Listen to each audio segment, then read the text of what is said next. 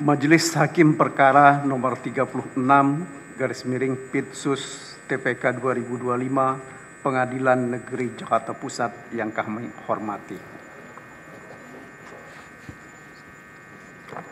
Duplik ini kami tidak bacakan seluruhnya, akan tetapi mohon izinkan terlebih dahulu kami sampaikan dupliknya kepada majelis dan kepada penuntut umum.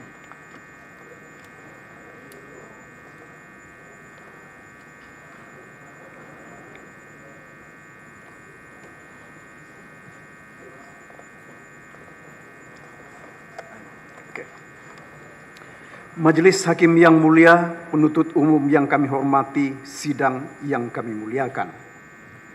Terima kasih dan ucap syukur kami kehadirat Tuhan Yang Maha Esa, dikarenakan pada kesempatan ini kami semua dalam keadaan sehat walafiat, tidak ada kekurangan sesuatu apapun.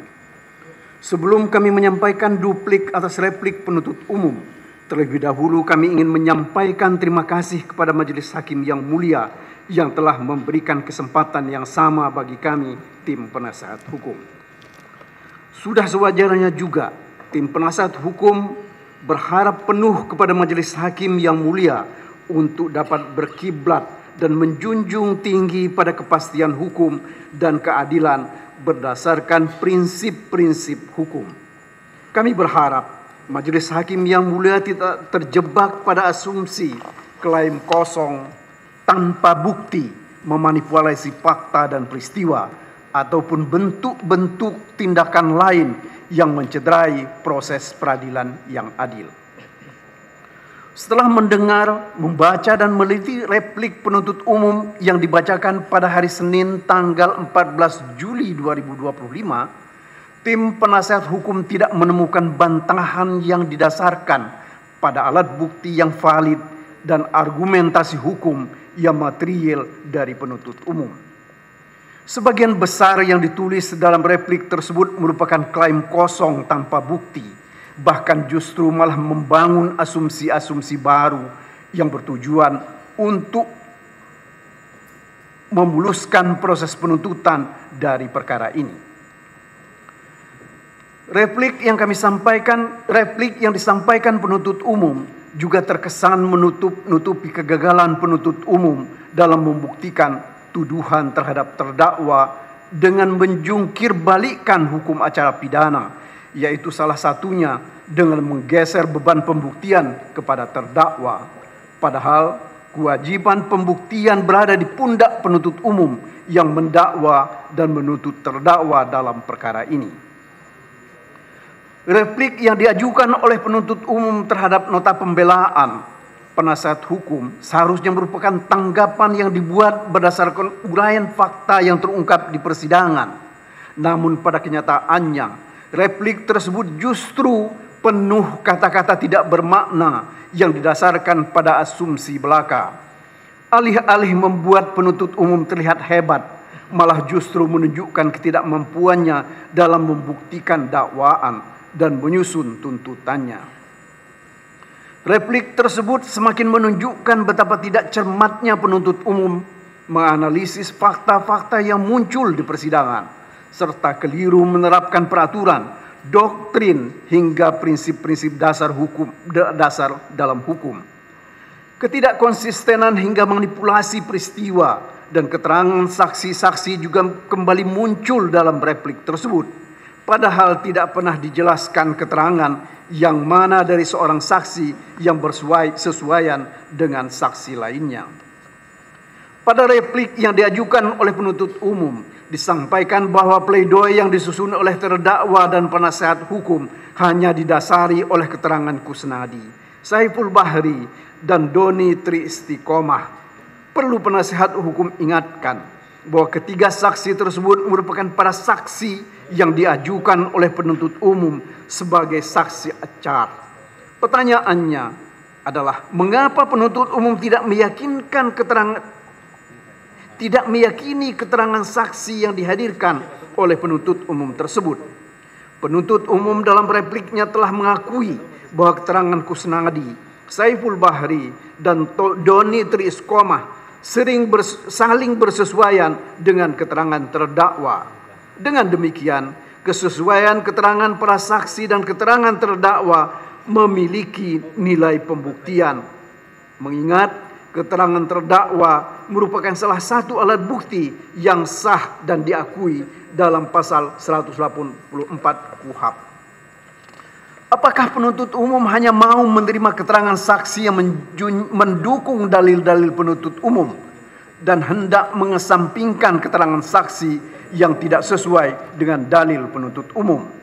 Sebaliknya, dalil-dalil penuntut umum hanya didasari pada keterangan penyidik Rosa Purbobekti dan keterangan penyelidik Arif Budi Raharjo yang sudah terbukti tidak melihat langsung, mendengar langsung, dan mengalami langsung peristiwa. Kondisi ini merupakan anomali di mana dalil penuntut umum hanya didasarkan pada keterangan yang hanya menguntungkannya. Adapun jika penuntut umum menganggap dakwaan, tuntutan, dan replik telah didasari dan bersesuaian dengan alat bukti, hal tersebut tetap tidak dapat dibenarkan.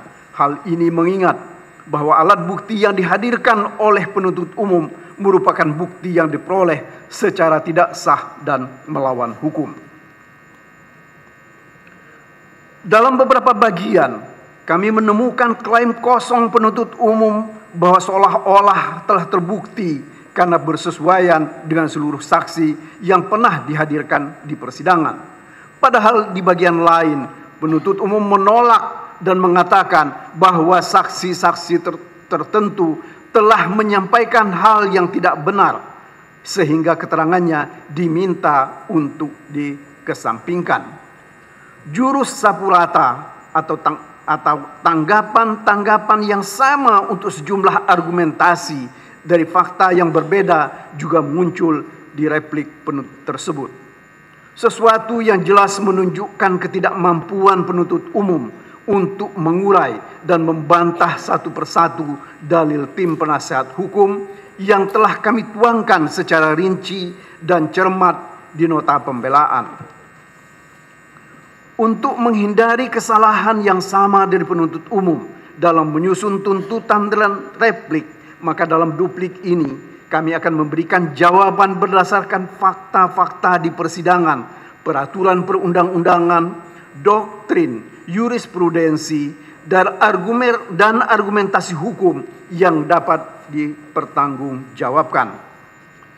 Kedua, hal-hal yang penting tidak dibantah oleh penuntut umum. 1. Majelis Hakim yang mulia, sebelum memberikan tanggapan terhadap replik yang diajukan oleh penuntut umum, perlulah pertama-tama kami kemukakan bahwa terdapat poin-poin pembelaan yang diajukan oleh penasihat hukum yang tidak ditanggapi ataupun dijawab oleh penuntut umum di dalam replik yang diajukan. Majelis Hakim yang mulia, adapun poin-poin yang tidak dijawab oleh penuntut umum tersebut adalah hal-hal krusial yang dapat menentukan apakah persidangan terdakwa dilaksanakan berdasarkan ketentuan peraturan perundang-undangan, due process of law, dan menjunjung tinggi nilai-nilai hak asasi manusia atau tidak. Adapun beberapa poin krusial yang tidak dibahas oleh penuntut umum adalah sebagai berikut. A. Hasil penyadapan komunikasi yang terjadi sebelum penyelidikan dilakukan. Tanggal 20 Desember 2019 tidak sah sebagai alat bukti. Sebagaimana diuraikan pada nota pembelaan kami, penyelidikan perkara penyuapan Komisioner KPU Wahyu Setiawan baru dimulai pada tanggal 20 Desember 2019 dan dengan demikian penyadapan seharusnya baru bisa dilakukan setelah tanggal 20 Desember 2019 tersebut. Semua alat bukti termasuk penyadapan yang didapatkan sebelum tanggal 20 Desember 2019 tidak bisa serta-merta digunakan dalam perkara Wahyu Setiawan.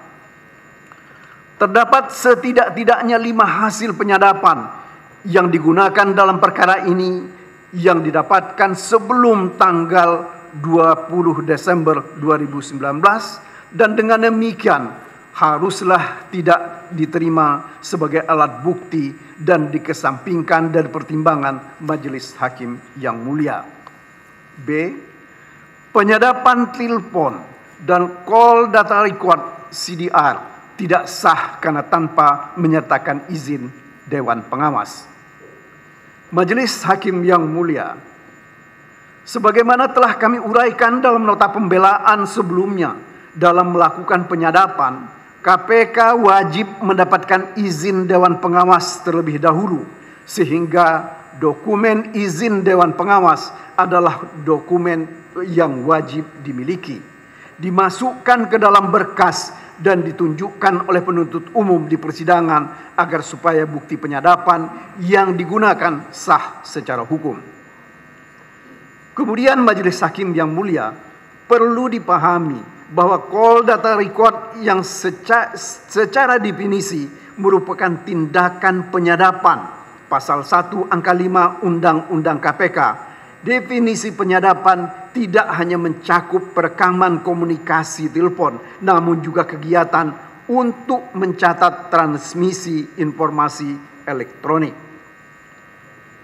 Definisi penyadapan juga diatur di Undang-Undang ITE, yaitu pada penjelasan pasal 31 ayat 1 Undang-Undang ITE, di mana interpretasi atau penyadapan, intersepsi atau penyadapan adalah kegiatan untuk mendengarkan, merekam, membelokkan, mengubah, menghambat, dan atau mencatat transmisi informasi elektronik dan atau dokumen elektronik yang tidak bersifat publik.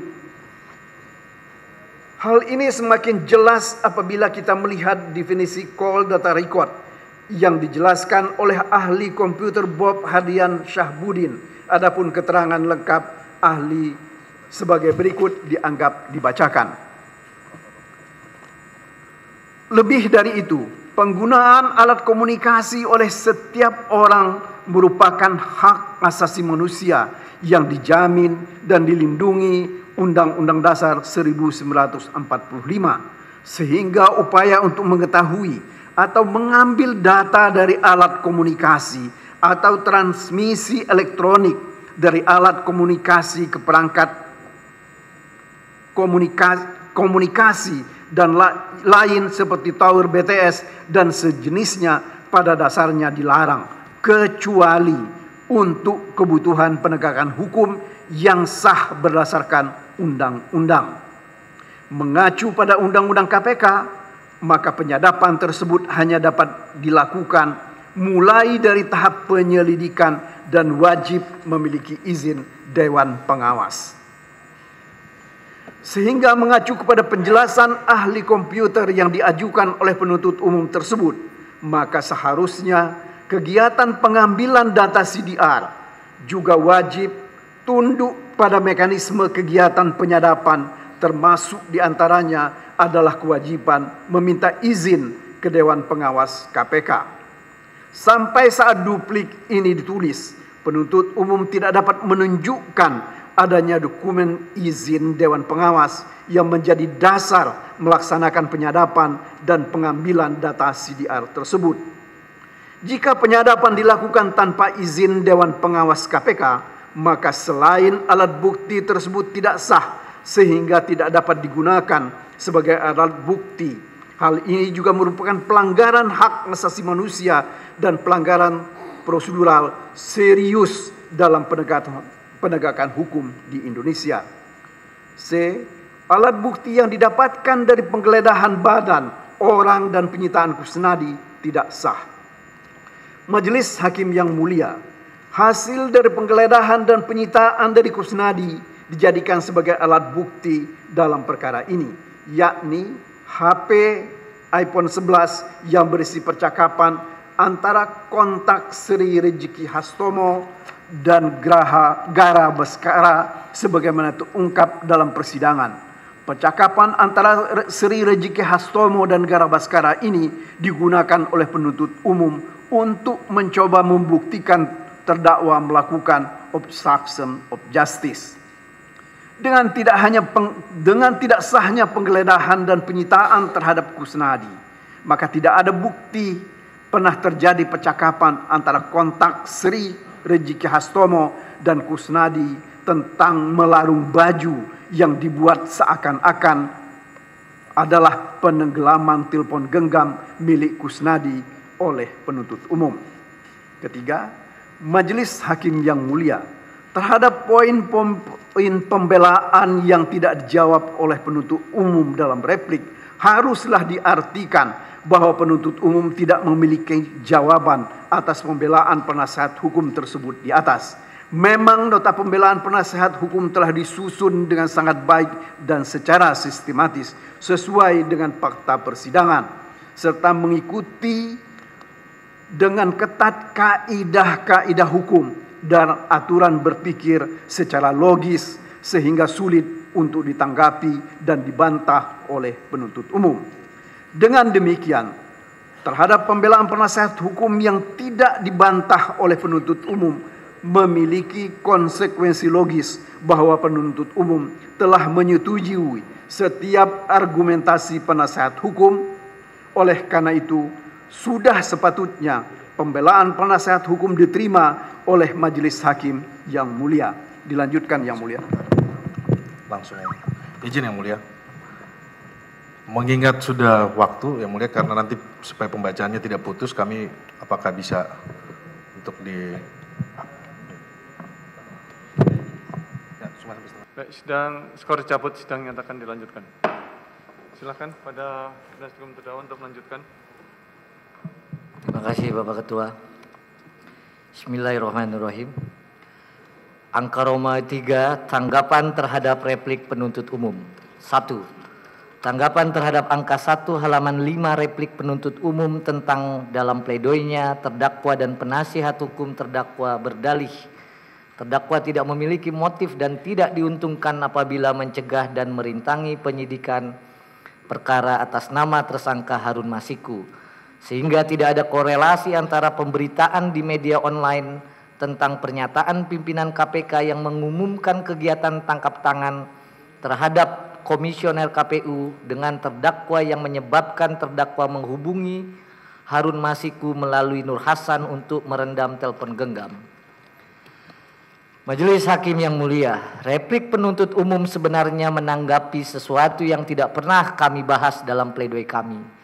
Tim penasihat hukum tidak pernah mendalilkan bahwa terdakwa tidak memiliki motif untuk mencegah dan merintangi penyidikan Harun Masiku sebagai sebuah sebab, yang kemudian berujung pada terdakwa mengetahui pemberitaan konferensi pers pimpinan KPK terkait ditangkapnya Wahyu Setiawan pada tanggal 10 Januari 2020 sebagai sebuah akibat dalam suatu hubungan kausalitas. Adapun yang kami kemukakan dalam pledoi kami, terdakwa tidak memiliki motif dan tidak diuntungkan apabila melakukan penyuapan dan atau merintangi penyidikan.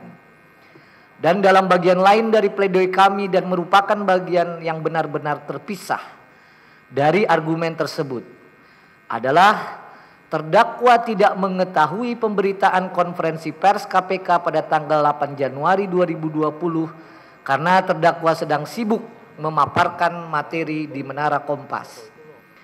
Majelis Hakim yang mulia, dapatlah kita simpulkan bahwa ada satu hal yang secara konsisten dilakukan oleh penuntut umum, yakni mencampur adukan fakta dan asumsi dalam dakwaan dan tuntutannya. Dan kini penuntut umum mencampur adukan pembelaan dari penasihat hukum di dalam repliknya. Majelis Hakim yang mulia, setelah mendudukan dengan tepat persoalan di atas, barulah kemudian kita bisa menanggapinya dengan baik. Pertama, benarkah terdakwa memiliki motif untuk melakukan penyuapan dan atau merintangi penyidikan? Penuntut umum mendasarkan argumennya dengan menggambarkan tindakan terdakwa mempertanyakan hasil keputusan KPU yang menolak permohonan PDI Perjuangan untuk melaksanakan fatwa MA kepada Doni Tri Istiqomah dan Saiful Bari di tengah kesibukan persiapan Rakernas seolah-olah menunjukkan motif terdakwa dengan adanya perhatian terhadap Harun Masiku. Padahal penuntut umum sendiri sudah mengetahui bahwa terdakwa selaku Sekretaris Jenderal PDI Perjuangan bertanggung jawab untuk memastikan terlaksananya keputusan-keputusan partai, sehingga sudah sewajarnya terdakwa mempertanyakan hal tersebut. Terlebih mengingat pengetahuan terdakwa berdasarkan rapat-rapat sebelumnya. PDI Perjuangan memiliki standing position yang kuat dalam hal ini. Menanyakan keputusan KPU kepada Doni Tri Istiqomah dan Saiful Bahri pun hanya membutuhkan waktu beberapa menit. Perlu ditekankan juga setelah bertanya, kok bisa seperti itu?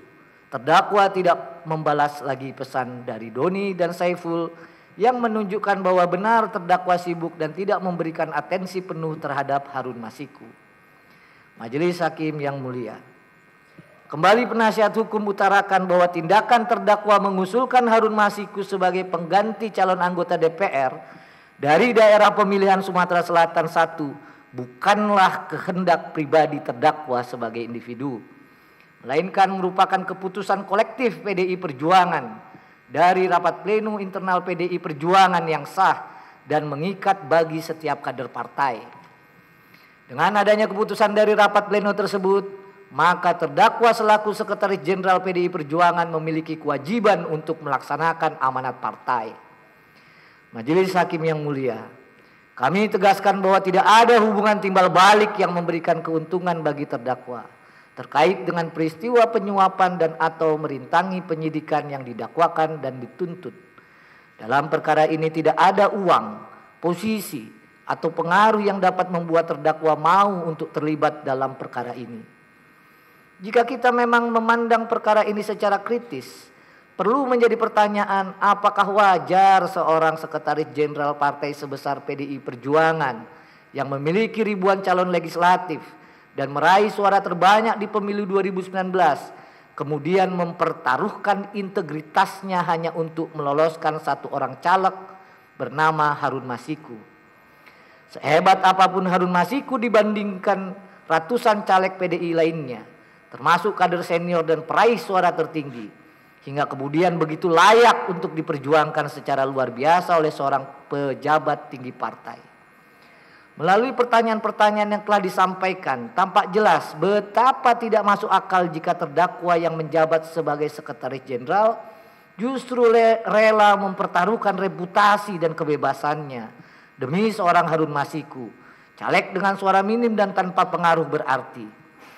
Apabila penuntut umum menyadari sesungguhnya Harun Masikulah pihak yang paling diuntungkan dalam tindakan tersebut dan sebaliknya terdakwalah yang menjadi pihak paling dirugikan atas tindak pidana tersebut, sehingga merupakan suatu tindakan yang keliru jika terdakwa Hasto Kristianto yang tidak memiliki motif dan tidak mungkin mau apabila posisi strategisnya sebagai Sekretaris Jenderal PDI Perjuangan menjadi terancam, kemudian dijadikan sebagai pihak yang harus dibebankan untuk bertanggung jawab atas kesalahan Harun Masiku. Dengan alasan yang telah kami uraikan di atas, kami kembali memohon kepada Majelis Hakim yang mulia untuk dapat memberikan perhatian serius terhadap ketiadaan motif dari terdakwa dan untuk kembali memahami bahwa terdakwa tidak memiliki motif untuk melakukan perbuatan pidana sebagaimana didakwakan dan dituntutkan. Kedua, penuntut umum menjadikan adanya pemberitaan di media online terkait kegiatan tangkap tangan terhadap salah satu komisioner KPU sebagai sebab terdakwa melakukan tindakan perintangan penyidikan dengan memerintahkan Harun Masiku merendam telepon genggamnya melalui Nur Hasan. Hal ini jelas asumtif dan tidak berdasar, sebab penuntut umum tidak pernah membuktikan bahwa terdakwa benar telah melihat pemberitaan terkait kegiatan tangkap tangan pada pukul 17.39 waktu Indonesia Barat dan 17.49 waktu Indonesia Barat. Apakah ketika suatu berita terbit, maka sudah pasti seluruh masyarakat Indonesia mengetahui hal tersebut di detik itu juga?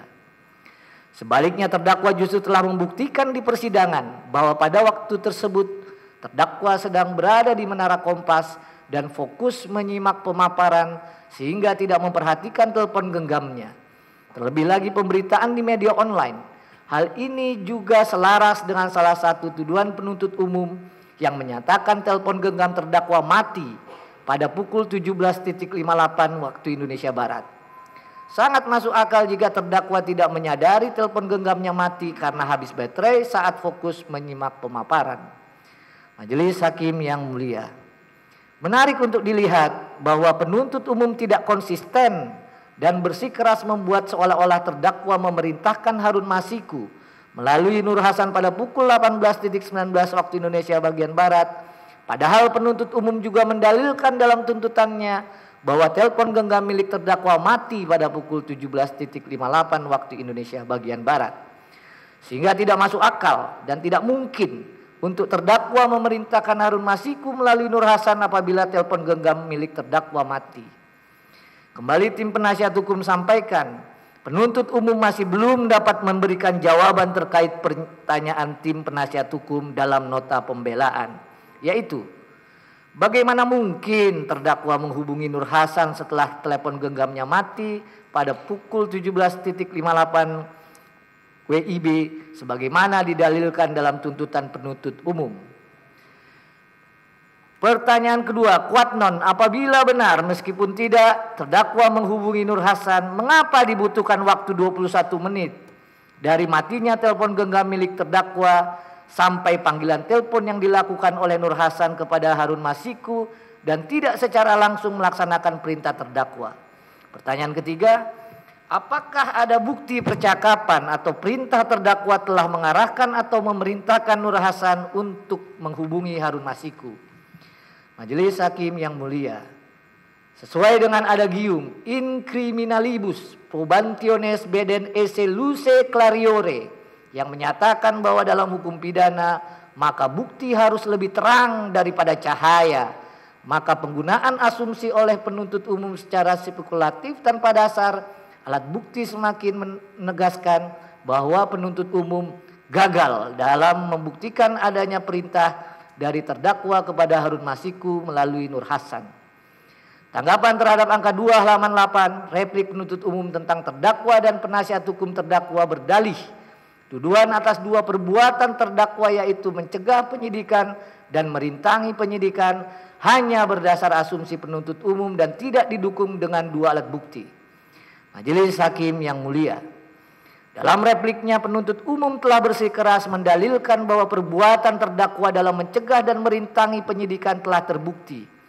Namun, penuntut umum gagal untuk mempertimbangkan bahwa setiap alat bukti yang dihadirkan oleh penuntut umum merupakan alat bukti yang tidak sah, sebagaimana telah dibantah oleh penasihat hukum dalam pledoi. Pada proses persidangan ini, penuntut umum telah memperdengarkan dan atau mengajukan 8 rekaman komunikasi suara hasil penyadapan yang kemudian digunakan sebagai dasar pembuktian dalam menyusun tuntutan. Namun sebagaimana telah kami jelaskan secara tegas pada bagian B.2.3.1 pledoi, seluruh rekaman tersebut merupakan alat bukti yang tidak sah berdasarkan pertimbangan hukum sebagai berikut.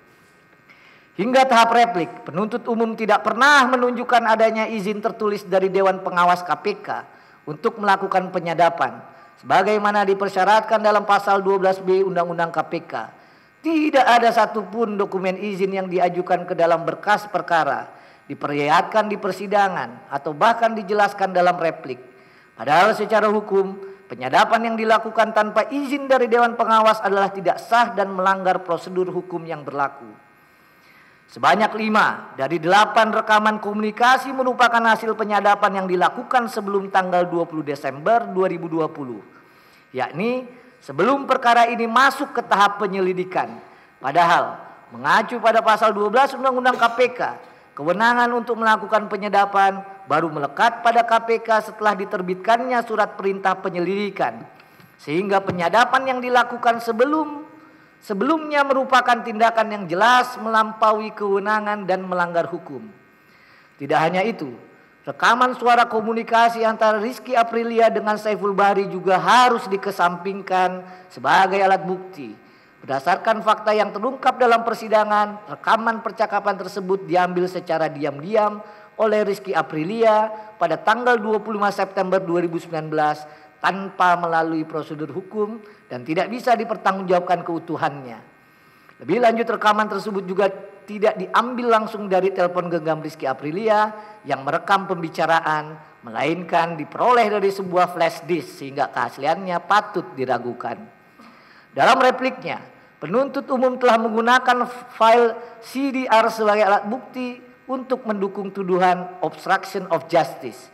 Padahal file yang diajukan bukanlah data mentah atau raw data dari operator seluler, sehingga file Excel yang sudah diolah dan karenanya tidak dapat dipastikan apakah pernah dimanipulasi atau tidak. Terlebih lagi, file tersebut tidak pernah diperiksa validitasnya melalui proses audit digital forensik, sebagaimana seharusnya dilakukan terhadap setiap barang bukti elektronik, sehingga tidak ada jaminan keaslian maupun integritas data dalam file tersebut. Majelis Hakim yang mulia, perlu kami tegaskan bahwa setiap keterangan dari penyelidik Arief Budi Raharjo dan penyidik Rosa Purbobekti sesungguhnya tidak memiliki nilai pembuktian dan sepatutnya dikesampingkan. Sebagai bagian dari institusi KPK, kedua saksi memiliki kepentingan langsung terhadap keberhasilan proses penuntutan sehingga objektivitas dan independensi kedua saksi perlu diragukan. Lebih lanjut, keterangan dari penyelidik Arief Budi Raharjo sesungguhnya hanyalah pengulangan dari isi BAPK orang lain dan bukan keterangan yang dilihat, didengar, atau dialami secara langsung. Oleh karena itu, sudah semestinya keterangan penyelidik Arief Budi Raharjo dan penyidik Rosa Purbobekti dikesampingkan dan tidak dipertimbangkan oleh majelis hakim. Demikian pula dengan alat bukti berupa telepon genggam yang diperoleh dari penggeledahan badan dan penyitaan terhadap Kusnadi yang dilakukan secara melawan hukum. Berdasarkan pasal 1 angka 18 KUHP Junto pasal 38 ayat 1 Undang-Undang KPK, penggeledahan badan dan penyitaan hanya dapat dilakukan terhadap seseorang yang berstatus sebagai tersangka. Namun saat itu Kusnadi tidak berstatus sebagai tersangka dan bahkan tidak sedang dipanggil sebagai saksi. Penuntut umum dalam tuntutannya meminta kesaksian dari Nur Hasan, Kusnadi, Doni Tri Istiqomah karena tidak sesuai dan tidak mendukung tuntutan penuntut umum. Apabila memang penuntut umum mau mengesampingkan kesaksian dari saksi-saksi tersebut, maka semakin terang dan jelas bahwa tidak ada kesaksian yang dapat mendukung dakwaan dan tuntutan, sehingga tidak terdapat cukup alat bukti untuk melakukan penuntutan terhadap terdakwa. Majelis Hakim yang mulia, tidak ada satu saksi maupun alat bukti yang diajukan oleh penuntut umum dalam membuktikan bahwa terdakwa yang memerintahkan Harun Masiku melalui Nur Hasan untuk merendam telepon genggamnya dan standby di DPP PDI Perjuangan. Lebih lagi tidak terdapat bukti bahwa terdakwa memerintahkan Kusnadi untuk menenggelamkan telepon genggamnya agar tidak bisa ditemukan. Dengan demikian penuntut umum telah gagal membuktikan perbuatan obstruction of justice dan suap sebagaimana didakwakan dan dituntutkan kepada terdakwa. 3 Romawi, tanggapan terhadap angka 3 halaman 8 replik penuntut umum tentang terdakwa dan penasihat hukum terdakwa berdalih bahwa di DPP ada 37 orang, di mana 28 diantaranya adalah laki-laki, sehingga penyebutan bapak tidak bisa diasosiasikan dengan hanya terdakwa. Majelis Hakim yang mulia, penuntut umum secara berulang memasakkan penafsiran kata bapak yang muncul dalam komunikasi antara Harun Masiku dengan Nur Hasan dengan merujuk kepada terdakwa. Bahkan sampai harus memutarbalikkan penjelasan dari ahli bahasa Fran Asisi datang dan kesaksian langsung dari Nur Hasan dan Kusnadi. Padahal sejak awal Nur Hasan telah secara konsisten menegaskan bahwa kata bapak dalam konteks ini bukanlah merujuk kepada terdakwa, melainkan merujuk kepada 2 orang laki-laki yang mengancam Nur Hasan. Penafsiran dan asumsi yang dipaksakan oleh penuntut umum tidak hanya mengabaikan fakta kontekstual, tetapi juga mencerminkan upaya menggiring makna lain tanpa mempertimbangkan objektif atas fakta yang terungkap di persidangan. Dalam repliknya penuntut umum mencoba membenarkan tafsir sepihak atas kata bapak dengan mengandalkan penalaran logis yang diklaim sesuai dengan konteks. Namun penalaran logis yang tepat wajib didasarkan pada fakta yang benar dan bukan berasal dari asumsi atau konstruksi yang dibangun dari fakta yang keliru. Penuntut umum justru mengedepankan penalaran yang dipaksakan demi mengarahkan makna Bapak kepada terdakwa. Dalam persidangan ahli bahasa Fran Assisi datang telah menegaskan bahwa pihak yang paling mengetahui makna, konteks atau arti dari sebuah kata yang diucapkan dalam komunikasi adalah subjek dari komunikasi itu sendiri. Oleh karena itu, penafsiran kata Bapak yang muncul dalam percakapan seharusnya merujuk pada keterangan dari Nur Hasan dan Kusnadi, yakni saksi-saksi yang dihadirkan oleh penuntut umum. Nur Hasan telah menerangkan bahwa jawaban Bapak lagi di luar dan arahannya, perintah Pak Harun disuruh standby di DPP, merupakan perintah yang diberikan secara langsung oleh dua orang yang tak dikenal dan berbadan tegap dan sama sekali tidak merujuk kepada terdakwa. Lebih lanjut, Kusnadi telah memberikan keterangan yang menjelaskan bahwa kata Bapak dalam percakapan antara Gara Baskara dengan Sri Rezeki Hastomo merujuk kepada Bapak Adi, pegawai kesekretariatan PDI Perjuangan, sehingga telah terang dan jelas bahwa kedua pihak yang berkomunikasi sendiri telah menegaskan bahwa penggunaan kata Bapak bukan merujuk kepada terdakwa, baik dalam percakapan telepon maupun teks yang dirujuk. Selanjutnya perlu kami ingatkan kembali bahwa ahli bahasa Frans Assisi datang telah mengakui penafsiran ahli atas kata Bapak dibuat berdasarkan narasi dan konteks yang disediakan oleh penyidik. Ahli bahasa tersebut juga menyatakan bahwa ahli meyakini semua data yang diberikan oleh penyidik itu benar.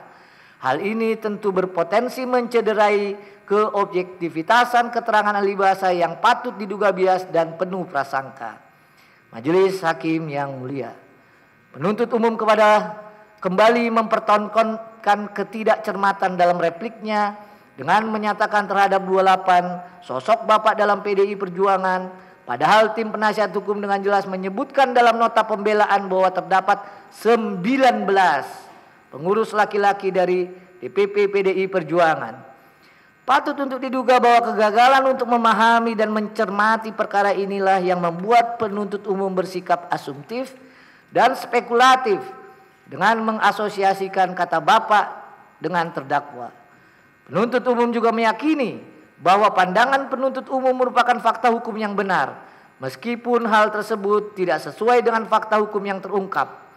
Apalagi sudah terjadi pergeseran tujuan bagi penuntut umum yang bukan lagi mencari kebenaran, tetapi malah mengejar keberhasilan dalam melakukan penuntutan. Berdasarkan fakta-fakta yang terungkap di persidangan, sudah terang dan jelas bahwa penafsiran kata Bapak tidak bisa serta-merta diasosiasikan kepada terdakwa, karena hanya didasarkan oleh penafsiran dan asumsi penuntut umum yang bertentangan dengan fakta yang telah dibuktikan di dalam persidangan dan uraikan oleh penasihat hukum dalam nota pembelaan.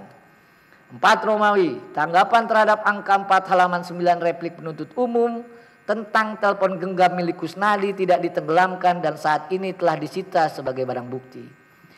Penuntut umum dalam tanggapannya membantah bahwa telepon genggam milik Kusnadi tidak ditenggelamkan dan saat ini telah disita sebagai barang bukti dalam perkara ini.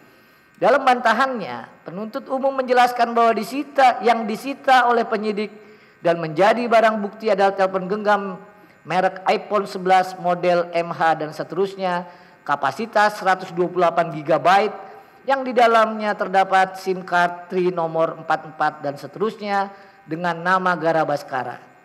Sedangkan menurut penuntut umum, telepon genggam dengan nomor 62812 dan seterusnya tersimpan sebagai KUS SS yang biasa digunakan oleh Kusnadi, dan telepon genggam yang menggunakan nama Rezeki Hastomo dengan nomor 447 dan seterusnya yang digunakan oleh terdakwa untuk berkomunikasi tidak ditemukan penyidik KPK. Perlu kami tegaskan, sampai saat ini tidak ada satupun bukti yang diperlihatkan, baik melalui keterangan saksi di muka persidangan maupun alat bukti lainnya yang menjelaskan dengan terang bahwa telepon genggam mana yang ditenggelamkan, atau pada intinya ada atau tidak telepon genggam yang ditenggelamkan itu.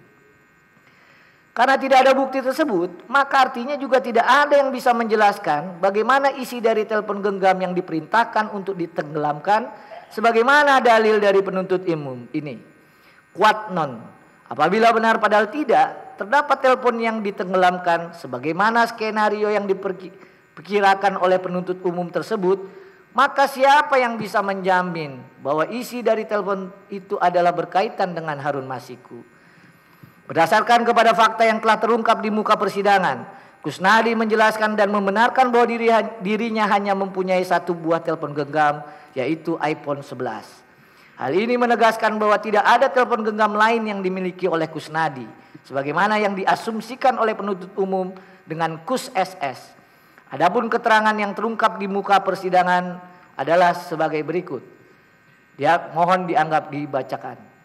Kemudian perlu kami tegaskan bahwa selama pemeriksaan persidangan, telepon genggam yang disita dari Kusnadi adalah sebanyak 3 buah, yaitu iPhone 11 yang dimiliki oleh Kusnadi secara pribadi, iPhone 15 yang terungkap di persidangan sebagai telepon kesekretariatan DPP PDI Perjuangan yang dinamai Sri Rejeki Astomo, dan Vivo yang merupakan telepon genggam milik terdakwa. Tidak pernah satu kali pun penuntut umum memperlihatkan barang bukti berupa telepon genggam lain atau telepon genggam yang dinamai Sri Rezeki 3.0 sebagaimana yang didalilkan oleh penuntut umum dalam tanggapannya, sehingga hal ini tentunya tidak dapat diakui kebenarannya. Dengan demikian, perlu kami tegaskan bahwa sama sekali tidak ada kausalitas yang membuktikan bahwa peristiwa penenggelaman yang dinarasikan oleh penuntut umum mengenai penenggelaman telepon genggam tersebut kepada perintangan perkara Harun Masiku. Adanya perdebatan mengenai hal ini sungguh menjadi perdebatan yang sia-sia karena penuntut umum mendalilkan sangkaannya ke sesuatu yang bahkan tidak ada. Dilanjutkan.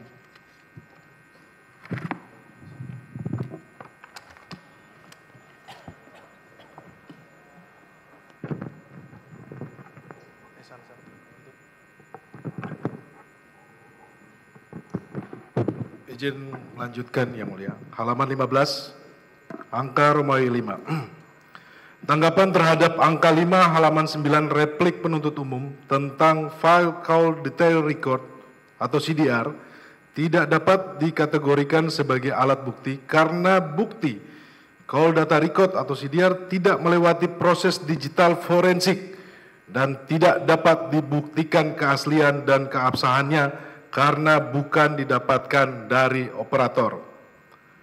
Majelis Hakim yang mulia, penuntut umum dalam repliknya mempertahankan dalil bahwa bukti elektronik berupa data CDR tersebut diperoleh dengan cara-cara yang sah, yang telah dilakukan penyitaan oleh penyidik kemudian dibuatkan berita acara penyitaannya sebagai mana surat tanda penerimaan barang bukti dan berita acara penyitaan yang terlampir dalam berkas perkara yaitu disita dari Ginanjar Anoto yang merupakan karyawan Telkomsel yang bertindak untuk dan atas nama Telkomsel untuk memberikan data-data CDR dalam flash disk SanDisk Cruiser Beat 16 GB video replik halaman 9.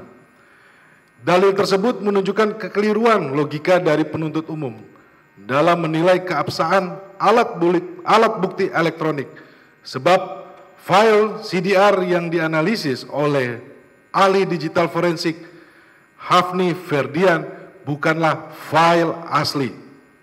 Kami ulangi bahwa CDR yang dianalisis oleh ahli digital forensik Hafni Ferdian bukanlah file asli, melainkan file yang telah diolah dalam format Excel dan diserahkan melalui flash disk sehingga tidak dapat lagi dipastikan keasliannya.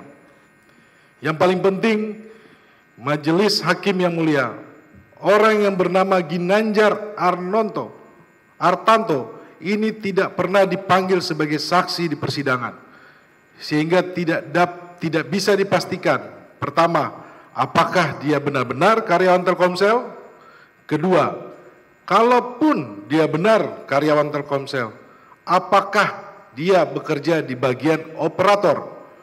Ketiga, bagaimana proses pemindahan data dari Telkomsel ke dalam flash disk tersebut? Bisa saja ada data yang diutak-atik ketika memindahkan data dari operator ke dalam flash disk tersebut. Lebih lanjut, penuntut umum juga tetap gagal membuktikan bahwa file CDR telah melalui proses audit digital forensik untuk memastikan integritas dan keutuhannya. Padahal menurut ahli pidana Muhammad Fatahillah Akbar, setiap barang bukti elektronik tetap wajib dibuktikan keasliannya dengan proses audit digital forensik, sebagaimana diatur dalam pasal 6 Undang-Undang ITE sebagai berikut. Dalam hal terdapat ketentuan lain selain yang diatur dalam pasal 5 ayat 4 yang mensyaratkan bahwa suatu informasi harus berbentuk tertulis atau asli. Informasi elektronik dan atau dokumen elektronik dianggap sah sepanjang informasi yang tercantum di dalamnya dapat diakses, ditampilkan, dijamin keutuhannya dan dapat dipertanggungjawabkan sehingga menerangkan suatu keadaan. Dengan tidak dilakukannya proses audit forensik terhadap file CDR untuk memastikan keabsahan data, sudah jelas dan terang bahwa file CDR dapat dikategorikan sebagai alat bukti karena bukan alat bukti karena belum melalui proses audit forensik. Angka Romawi 6. Tanggapan terhadap angka 6 halaman 10 replik penuntut umum. Penasihat hukum terdakwa berdalih bahwa peristiwa kunjungan terdakwa ke Kompas adalah sesuai dengan waktu publikasi pemberitaan. Majelis Hakim yang mulia, sebagaimana telah penasihat hukum uraikan di dalam nota pembelaan pada sore hingga malam hari tanggal 8 Januari 2020, terdakwa berada di gedung Menara Kompas guna mengikuti kegiatan pemaparan terkait Rakernas PDI Perjuangan yang akan dilaksanakan pada 10 Januari 2020 di J-Expo Kemayoran. Kehadiran terdakwa di Menara Kompas pada tanggal 8 Januari 2020 bukanlah narasi yang dikarang oleh penasihat hukum, tetapi juga dikonfirmasi oleh penuntut umum dalam tuntutannya. Terdakwa juga secara faktual sedang berada dalam forum resmi yang terbuka dan disaksikan oleh banyak orang dan tidak memiliki keterkaitan dengan perkara yang didakwakan. Penuntut umum menyatakan bahwa pernyataan penasihat hukum tidak benar dan tidak berdasar karena tidak didukung alat bukti. Dalil penuntut umum tersebut merupakan cara berpikir yang salah dan keliru. Justru penuntut umumlah yang memiliki kewajiban dan seharusnya membuktikan bahwa terdakwa tidak berada di gedung Kompas dan terdakwa tidak memiliki kewajiban untuk membuktikan bahwa dia berada di Menara Kompas. Sekalipun tidak memiliki beban tersebut, pemberitaan oleh media Kompas telah membuktikan keberadaan terdakwa memang sedang berada di gedung Kompas. Cara berpikir penuntut umum juga kembali kami pertanyakan karena penuntut umum meminta penasihat hukum untuk menghadirkan saksi yang dapat mengkonfirmasi keberadaan terdakwa di gedung Kompas. Ini merupakan suatu bentuk pengalihan tanggung jawab pembuktian dari penuntut umum. Karena seharusnya lah penuntut umumlah yang menghadirkan saksi yang dapat menyatakan terdakwa tidak berada di gedung Kompas. Dengan demikian, Majelis Hakim yang mulia, keberadaan terdakwa di Menara Kompas merupakan suatu fakta hukum yang berdasar serta tidak terbantahkan dan tidak dapat dikesampingkan. Angka Romawi 7.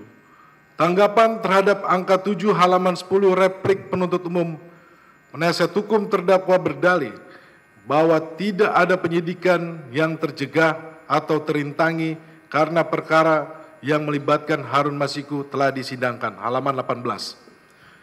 Majelis Hakim yang mulia, perlu untuk kembali kami ingatkan bahwa seluruh bukti komunikasi, aliran dana, dan motif atau kepentingan untuk melakukan tindak pidana dalam perkara ini bermuara pada ambisi Harun Masiku sebagai anggota DPR RI dari Dapil Sumsel 1 pada pemilu 2019. Sayangnya sudah 5 tahun berlalu, tetapi KPK belum juga berhasil menangkap Harun Masiku. Meski sebelumnya telah mengklaim bahwa posisi Harun Masiku telah ditemukan dan bisa ditangkap dalam waktu sepekan. Di dalam repliknya, penuntut umum telah mencampur adukan dua perbuatan dan konsep hukum yang memiliki batasan yang berbeda, yakni pencegahan dan perintangan. Dakwaan penuntut umum menguraikan bahwa terdakwa melakukan dua hal, yakni a. Perbuatan mencegah penyidikan yang dilakukan pada tanggal 8 Januari 2020, yaitu perbuatan menyuruh Harun Masiku melalui Nur Hasan untuk merendam telepon genggam. B. Perbuatan merintangi penyidikan yang dilakukan pada tanggal 6 Juni 2024, yaitu memerintahkan Kusnadi untuk menenggelamkan telepon genggam miliknya. Dua perbuatan yang didakwakan adalah perbuatan yang masing-masing berdiri sendiri yang terlihat dari penggunaan pasal 65 ayat 1 KUHP dalam dakwaan dan tuntutan. Ketika penuntut umum mencampur adukan kedua perbuatan tersebut, maka hal tersebut adalah bukti kegagalan pembuktian sekaligus tidak konsistennya penuntut umum dalam membuktikan dakwaannya. Kedua perbuatan ini jelas tidak terbukti. Pertama, terkait mencegah, penuntut umum mendalilkan bahwa dugaan tindakan terdakwa yang memerintahkan Harun Masiku melalui Nur Hasan untuk menenggelamkan telepon genggam miliknya mencegah penyidikan Harun Masiku. Sebagaimana telah kami uraikan secara panjang lebar dalam pledoi, terlebih khusus unsur merintangi, pasal 21 Undang-Undang Tipikor termasuk dalam kategori delik material. Kembali kami kutip pendapat R. Wiono terkait hal ini. Perbuatan tindak pidana sebagaimana dimaksud pasal 21 terdiri dari a. Mencegah penyidikan, penuntutan, pemeriksaan di sidang pengadilan terhadap tersangka atau terdakwa atau para saksi dalam perkara tindak pidana korupsi. Yang dimaksud dengan perbuatan pelaku tindak pidana tersebut adalah pada waktu penyidik, penuntut umum, dan pengadilan akan melakukan penyidikan, penuntutan, atau pemeriksaan di sidang pengadilan terhadap tersangka atau terdakwa ataupun para saksi dalam perkara tindak pidana korupsi. Pelaku tindak pidana telah melakukan perbuatan tertentu dengan tujuan agar penyidikan, penuntutan, dan pemeriksaan di sidang pengadilan tidak dapat dilaksanakan dan usaha pelaku tindak pidana tersebut memang berhasil. Vide buku R. Wiono yang berjudul Pembahasan Undang-Undang Pemberantasan Tindak Pidana Korupsi edisi kedua yang diterbitkan Sinar Grafika halaman 158 sebagai bukti T21.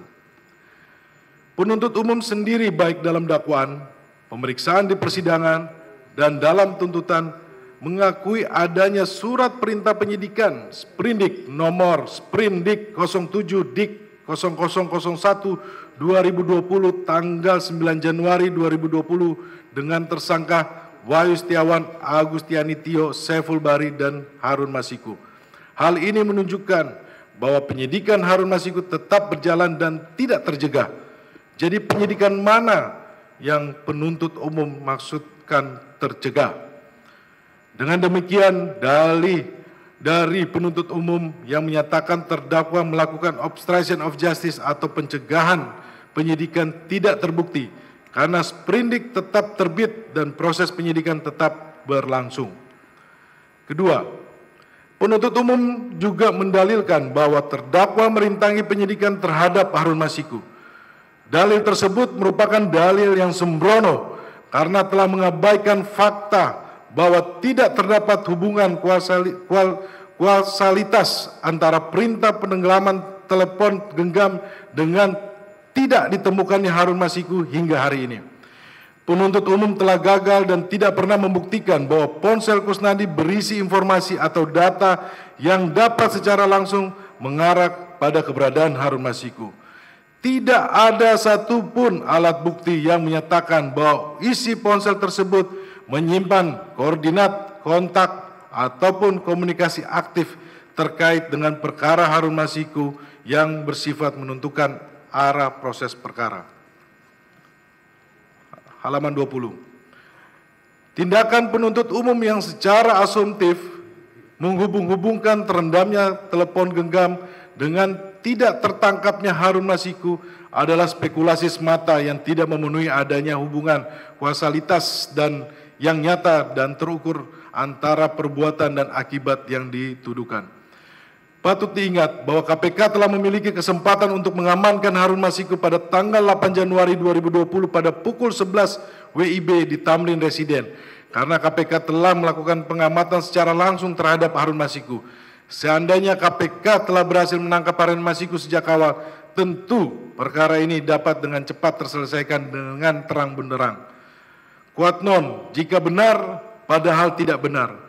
Perlu dipahami bahwa tidak ada hubungan sebab akibat kausalitas antara perbuatan terdakwa dengan tidak ditemukan Harun Masiku. Hal ini tidak logis jika dihubungkan dengan peristiwa OJ yang didalilkan oleh penuntut umum, yaitu pada tanggal 6 Juni 2024. Sementara Harun Masiku sudah dinyatakan DPO sejak 17 Januari 2020, yaitu pada awal tahap penyidikan pada Januari 2020.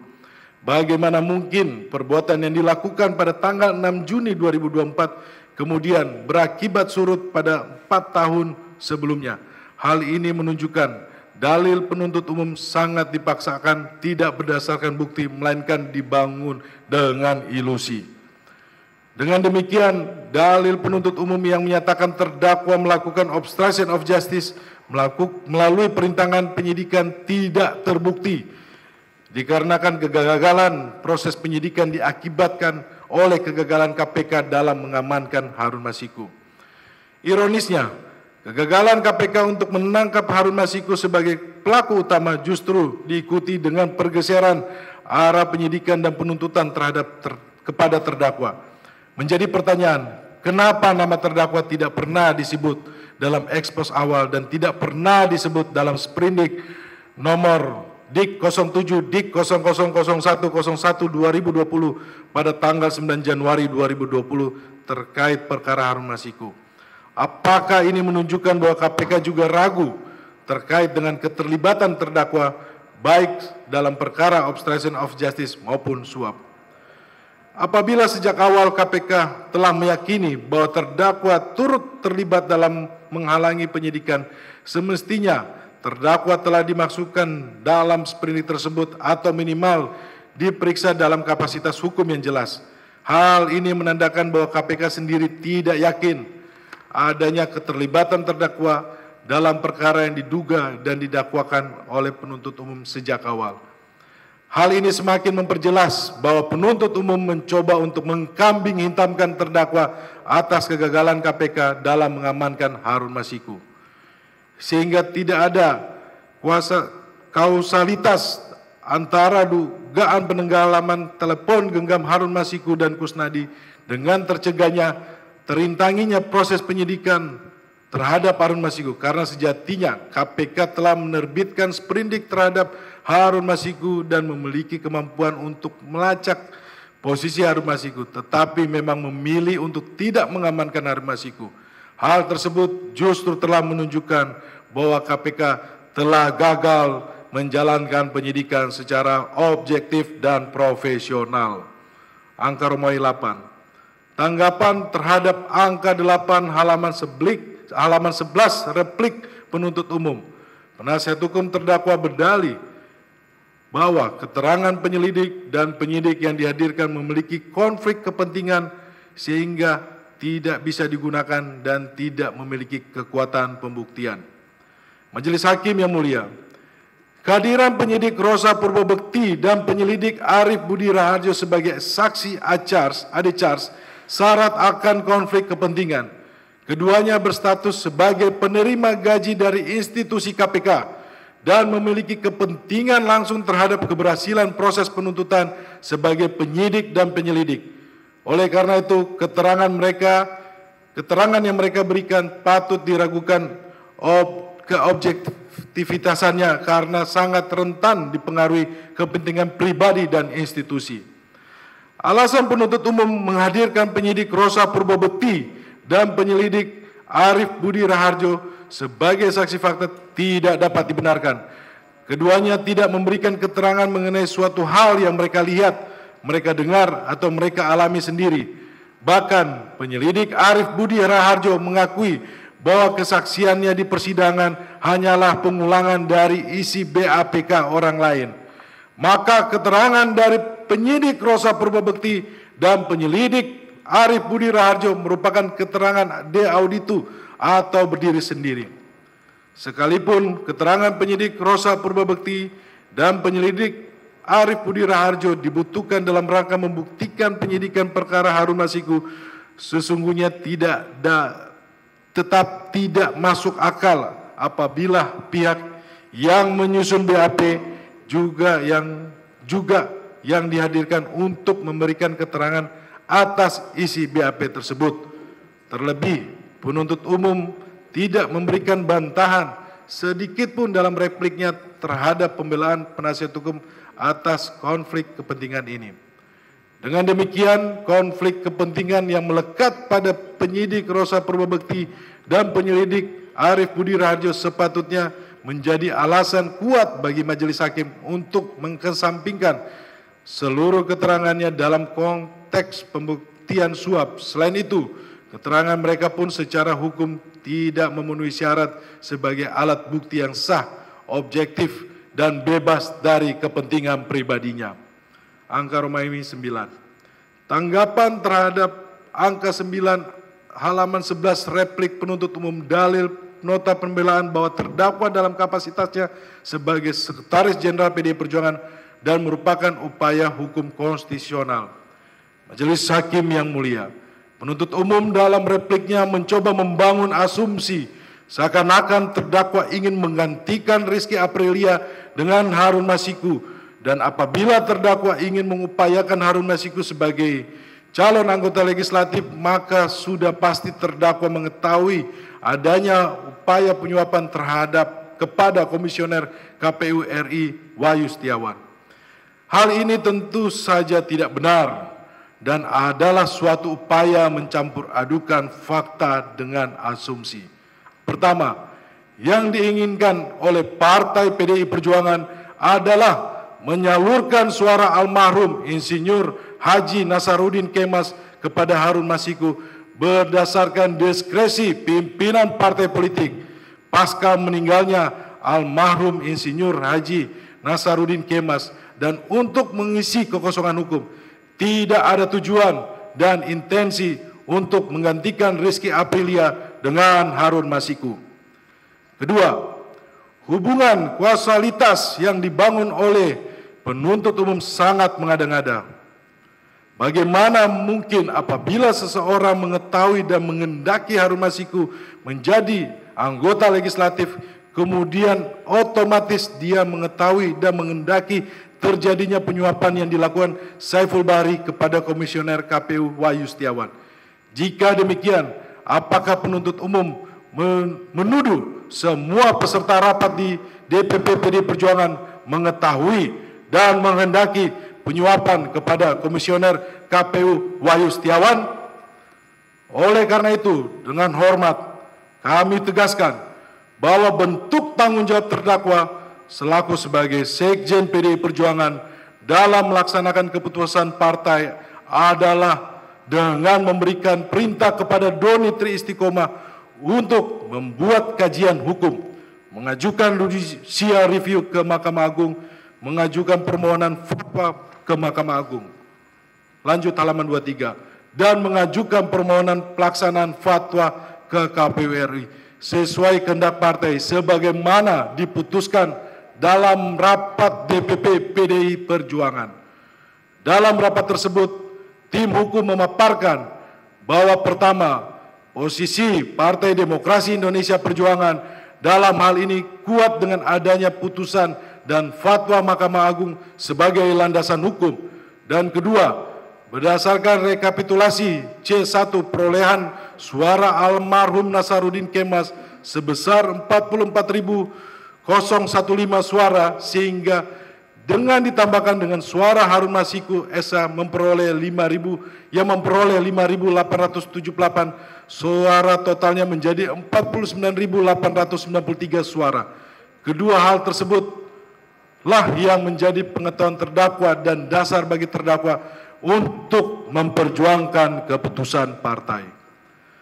Adapun ketiga cara yang diterangkan oleh penuntut umum, yakni dengan mengupayakan fatwa Mahkamah Agung, meminta Rizky Aprilia untuk mundur dan melakukan pergantian antar waktu terhadap Rizky Aprilia, tidak ada satupun yang melawan hukum. Mekanisme PAW telah diatur dalam pasal 426 Jungto, pasal 172 Undang-Undang Nomor 7 Tahun 2017. Dalam hal ini PDI Perjuangan memiliki kewenangan untuk melaksanakan PAW kepada Rizky Aprilia kapanpun, bahkan tanpa memerlukan persetujuan dari pihak KPU dengan cara memecat Rizky Aprilia dari keanggotaan PDI Perjuangan. Namun, demikian Majelis Hakim yang mulia, sekalipun PDI Perjuangan dapat dengan mudah melakukan PAW kepada Rizky Aprilia, PDI Perjuangan dalam hal ini Sekjen PDI Perjuangan terdakwa bahkan tidak melakukan pemecatan kepada Rizky Aprilia, sehingga jelas tujuan utama terdakwa bukanlah untuk menggantikan Rizky Aprilia dengan Harun Masiku, namun mempertahankan hak partai politik yang tercederai akibat adanya kekosongan hukum dengan melaksanakan tugas dari Partai PDI Perjuangan dan melaksanakan putusan Mahkamah Agung nomor 57P/HUM/2019. Majelis Hakim yang mulia, penuntut umum kemudian mencoba memelintir keterangan ahli hukum tata negara Marwar Sirait. Partai politik tidak bisa atau tidak elok ketika akan melakukan judicial review. Namun perlu dipahami bahwa pendapat ahli yang menyatakan bahwa partai politik seharusnya menempuh legislative review melalui DPR atau DPRD hanya dapat diterapkan dalam kondisi ideal. Penuntut umum perlu mengingat bahwa pertama, objek judicial review yang diajukan oleh Partai PDI Perjuangan adalah peraturan Komisi Pemilihan Umum atau PKPU, sehingga pengujiannya merupakan kewenangan Mahkamah Agung dan tidak dapat dilakukan melalui DPR RI. Perlu penasihat hukum ingatkan bahwa kedudukan peraturan Komisi Pemilihan Umum merupakan peraturan perundang-undangan di bawah undang-undang. Adapun hak mengajukan judicial review terhadap peraturan perundang-undangan di bawah undang-undang merupakan hak konstitusional yang dijaminkan berdasarkan pasal 24A ayat 1 Undang-Undang Dasar Negara Republik Indonesia 1945. Sedangkan kewenangan dari DPR RI adalah menyusun undang-undang sebagaimana diatur dalam pasal 20 ayat 1 Undang-Undang Dasar Negara Republik Indonesia 1945. Dengan demikian, kewenangan PDI Perjuangan sebagai partai politik melalui fraksi di DPR RI untuk dapat melakukan legislative review terhadap peraturan Komisi Pemilihan Umum tidaklah mendasar. Kedua, KPU merupakan lembaga independen, sehingga perubahan PKPU bukan kewenangan partai politik, melainkan kewenangan KPU sebagaimana diatur dalam pasal 8 Undang-Undang 15 tahun 2012 tentang penyelenggaraan pemilihan umum. Sehingga tidak eloklah apabila PDI Perjuangan mengintervensi kewenangan KPU tersebut. Maka tindakan PDI Perjuangan melakukan judicial review ke Mahkamah Agung adalah satu-satunya hal yang benar yang dapat dilakukan oleh PDI Perjuangan. Dari penjelasan tersebut di atas, maka teranglah bahwa proses legislative review tidak dimungkinkan. Artinya tersisa upaya judicial review dan executive review. Sebagai pemenang pemilu dan partai pemerintah pada tahun 2019, sejatinya PDI Perjuangan tidak mengambil sikap untuk melakukan intervensi terhadap Komisi Pemilihan Umum. Walaupun kala itu PDI Perjuangan bisa saja meminta Saudara Joko Widodo untuk melakukan executive review melalui kewenangan Presiden untuk mengeluarkan peraturan pemerintah pengganti undang-undang. Namun opsi tersebut tidak diambil oleh PDI Perjuangan, melainkan cara-cara konstitusional dengan mengajukan judicial review ke Mahkamah Agung lah yang ditempuh oleh Partai Demokrasi Indonesia Perjuangan. Penuntut umum menganggap upaya hukum judicial review sebagai kejahatan dan Mahkamah Agung terlibat dalam kejahatan tersebut. Majelis Hakim yang mulia, penuntut umum telah mengkonstruksikan suatu upaya hukum yang sah sebagai bagian dari perbuatan suap. Dalam repliknya, penuntut umum menyatakan bahwa pengajuan judicial review ke Mahkamah Agung yang dikabulkan sebagian oleh Mahkamah Agung dalam rangka menggolkan Harun Masikus menjadi anggota DPR RI menggantikan Rizky Aprilia sebagai keputusan partai haruslah dipandang sebagai permulaan dari rangkaian perbuatan tindak pidana korupsi memberi suap yang telah selesai. Voltoid video replik halaman 13. Dengan menyampaikan dalil tersebut, apakah ini berarti penuntut umum KPK menuduh Mahkamah Agung telah bersama-sama melakukan tindak pidana penyuapan karena mengabulkan sebagai permohonan judicial review dari Partai PDI Perjuangan? Menilai dari kutipan di atas, tampak secara terang benderang bahwa benar penuntut umum KPK telah melayangkan tuduhan tersebut. Ini adalah suatu tuduhan yang serius dan tidak main-main dan harus dibuktikan oleh penuntut umum. Apabila tuduhan ini tidak dibuktikan, maka sebenarnya penuntut umum KPK telah melakukan suatu tindakan penghinaan terhadap pengadilan, contempt of court yang luar biasa besar. Menyamakan pelaksanaan hak konstitusional dengan permulaan tindak pidana suap merupakan bentuk pengaburan fungsi kelembagaan yudisial dan penghinaan terhadap keadilan serta independensi Mahkamah Agung yang merupakan lembaga peradilan negara tertinggi. Majelis Hakim yang mulia, tindakan PDI Perjuangan mengajukan permohonan judicial review kepada Mahkamah Agung harus ditempatkan sebagai kerangka hukum yang objektif dan adil, bukan dibingkai secara tendensius sebagai bagian dari konstruksi pidana. Sebab hal ini merupakan bentuk pelaksanaan konstitusional bagi partai politik yang merasa dirugikan haknya oleh keberlakuan suatu peraturan perundang-undangan. Oleh karena itu, upaya pengajuan judicial review adalah langkah yang sah secara hukum, konstitusional, dan tidak dapat dianggap sebagai bagian dari perbuatan pidana, terlebih lagi jika permohonan tersebut dikabulkan oleh Mahkamah Agung. Izin dilanjutkan yang mulia.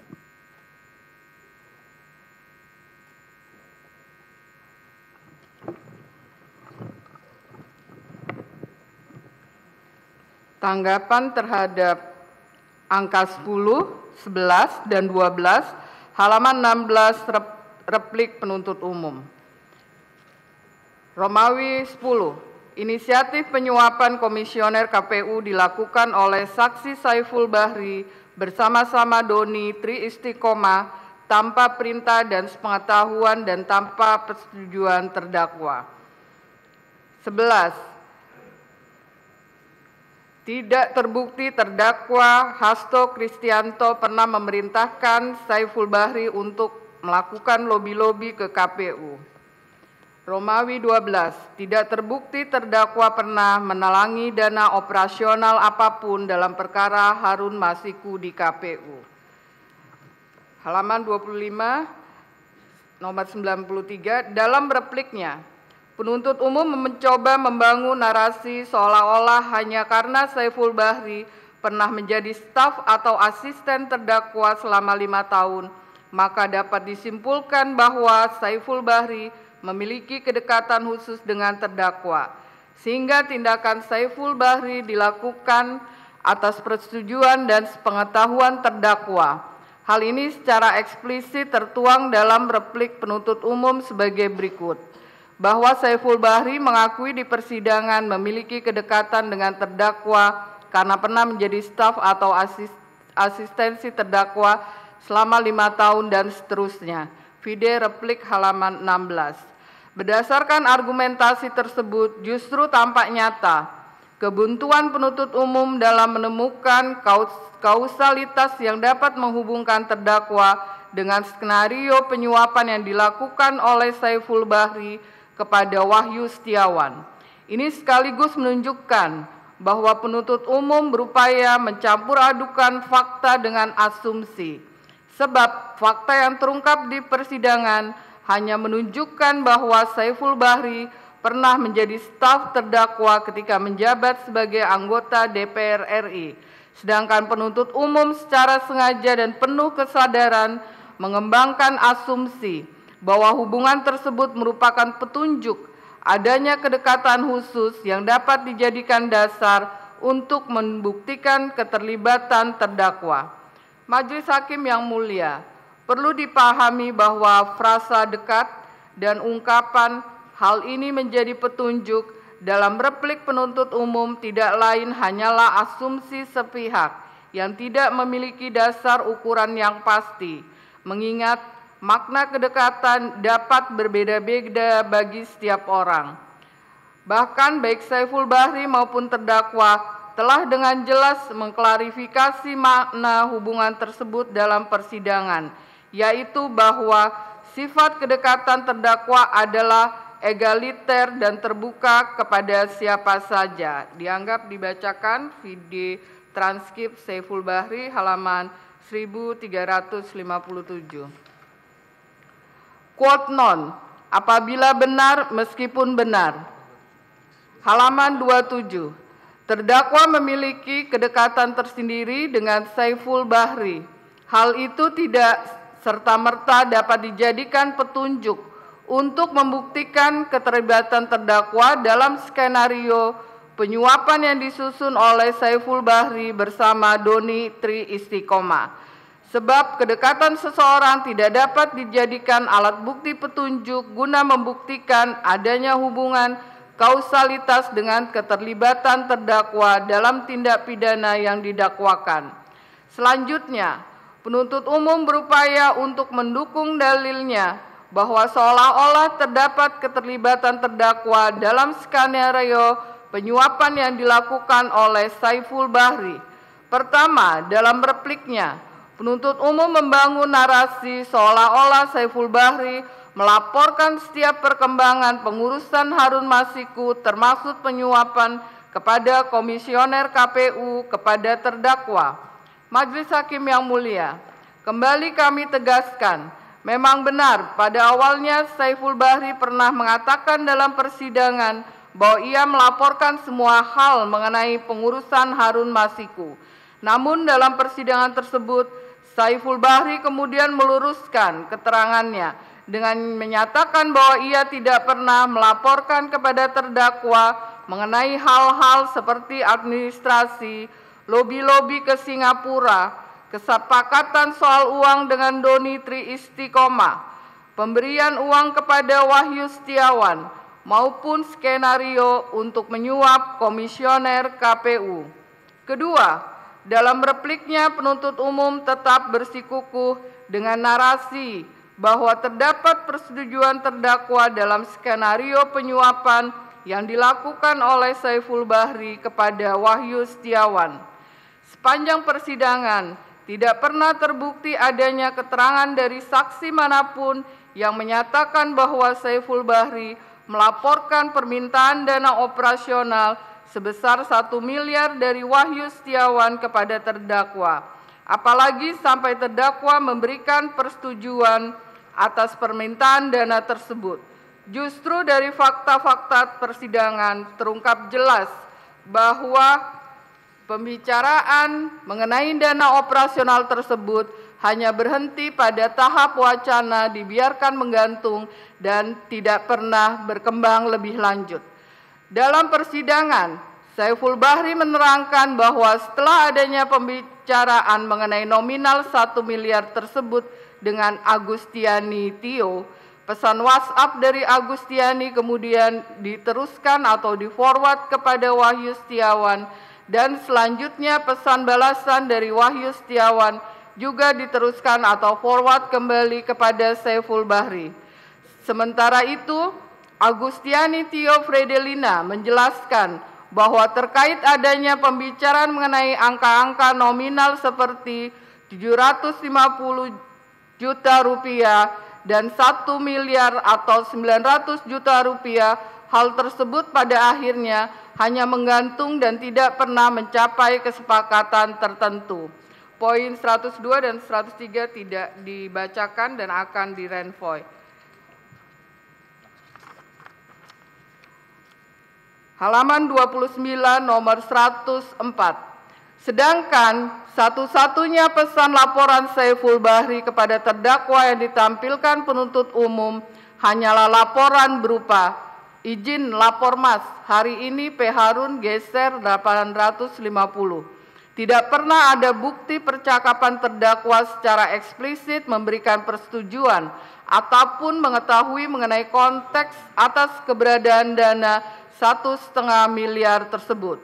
Dalam persidangan, Saiful Bahri juga secara tegas menyatakan bahwa ia tidak pernah mengkonfirmasi jawaban terdakwa atas pesan yang dikirimnya tersebut.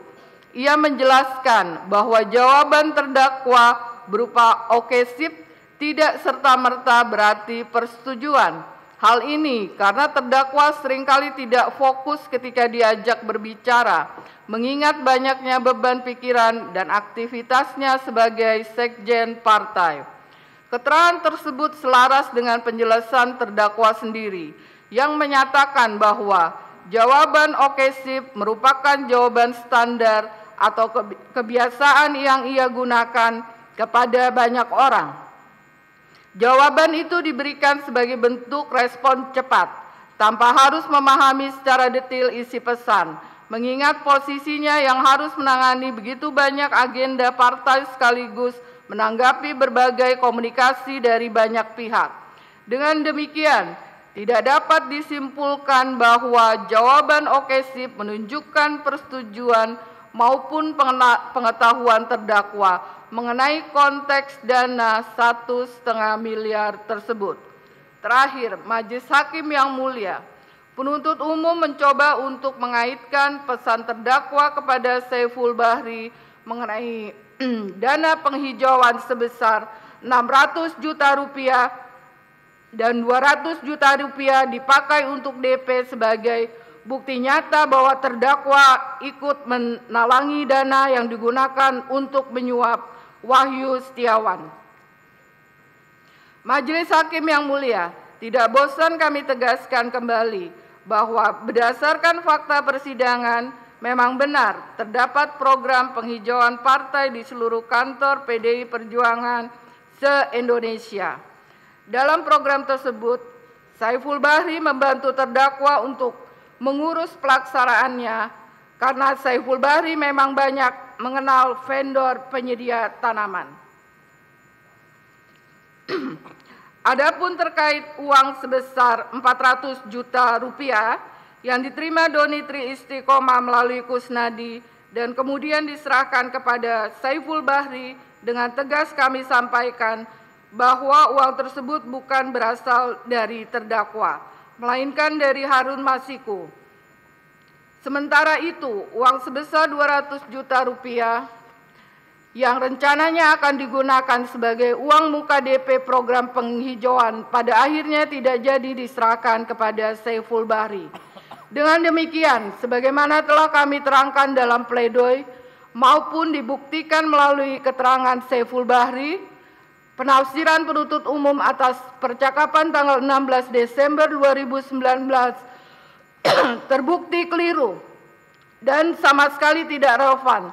Oleh sebab itu, seluruh narasi dan konstruksi penuntut umum mulai dari asumsi kedekatan pribadi antara terdakwa dan Saiful Bahri, dugaan persetujuan terdakwa terkait dana 1,5 miliar, hingga penafsiran keliru mengenai dana penghijauan telah nyata terbantahkan oleh fakta-fakta persidangan.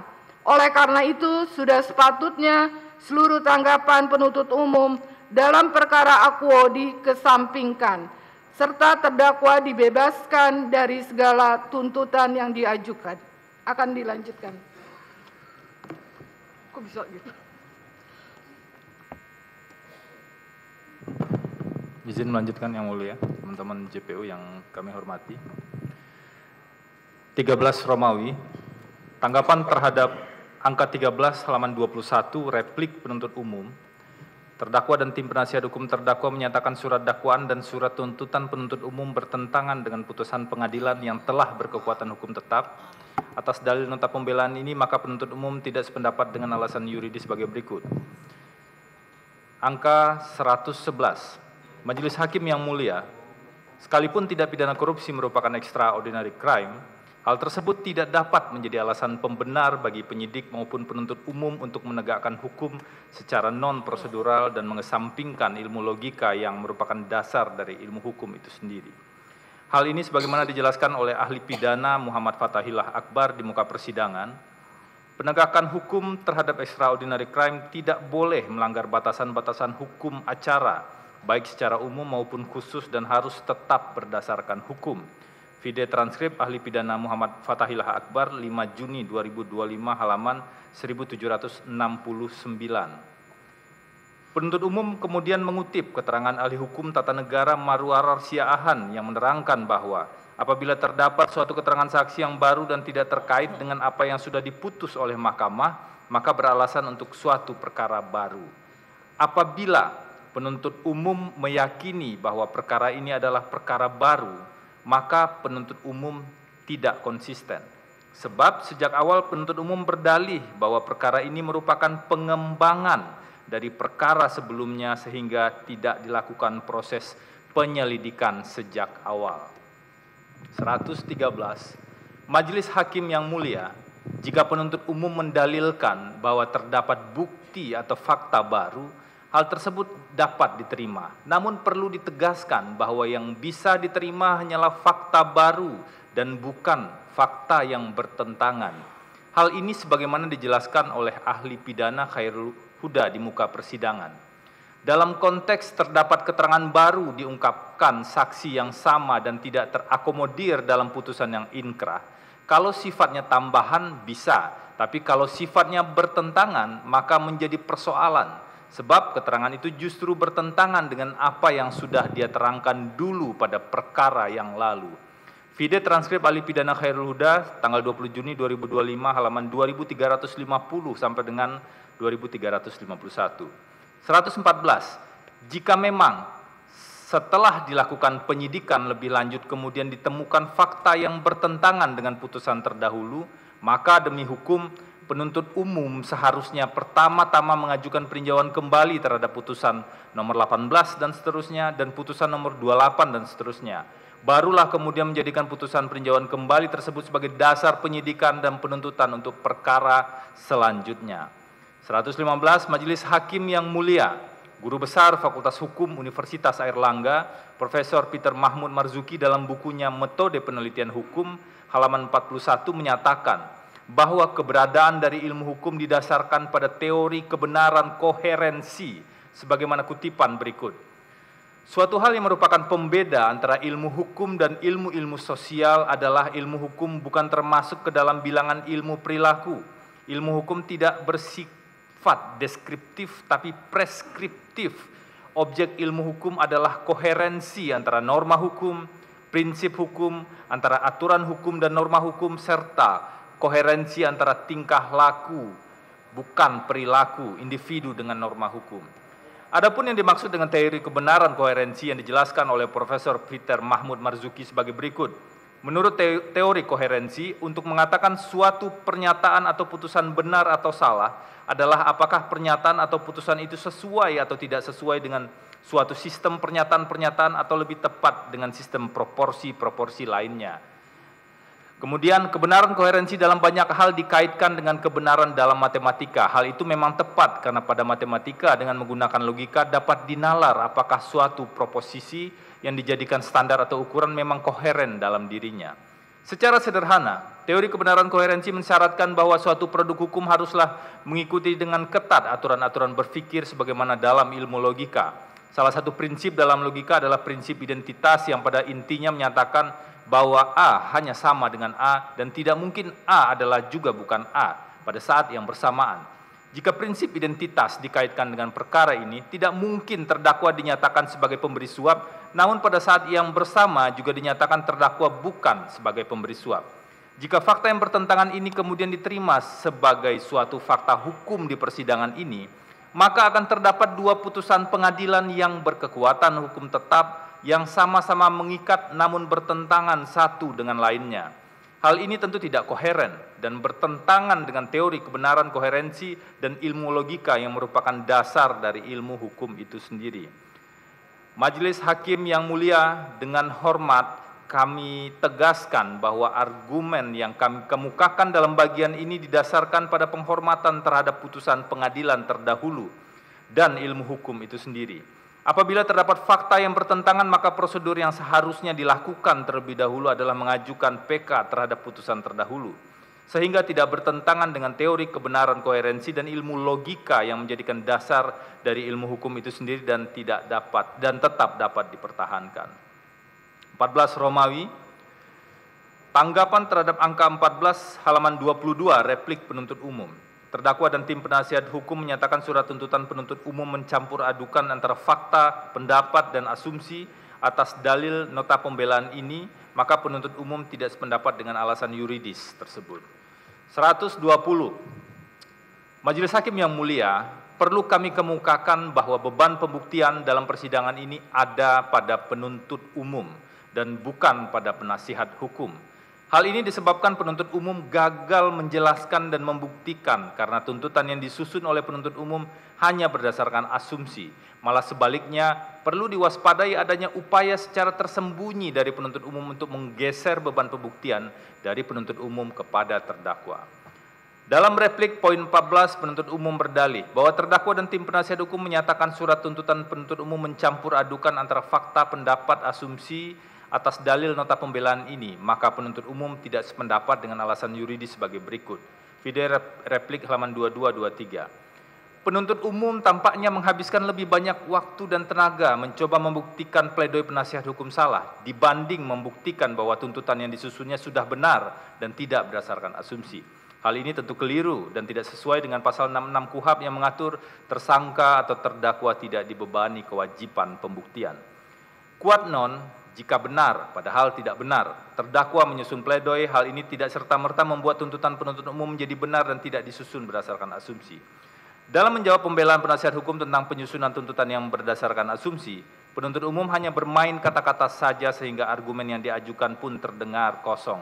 Adapun tanggapan penuntut umum dalam repliknya hanyalah sebagai berikut, bahwa penuntut umum dalam menyusun surat tuntutan telah dilakukan sesuai dengan ketentuan peraturan perundang-undangan dan hukum acara pidana yang berlaku berdasarkan alat bukti yang sah yang dihadirkan di persidangan dan seterusnya dianggap dibacakan. Majelis Hakim yang mulia, terlihat bahwa penuntut umum tidak mampu membuktikan bahwa tuntutannya tidak disusun berdasarkan asumsi dan kehabisan argumen untuk menjawab keberatan penasihat hukum. Dengan demikian, tuntutan yang disusun oleh penuntut umum haruslah ditolak karena disusun tidak berdasarkan fakta persidangan dan hanya berdasarkan pada asumsi saja. Selanjutnya diteruskan.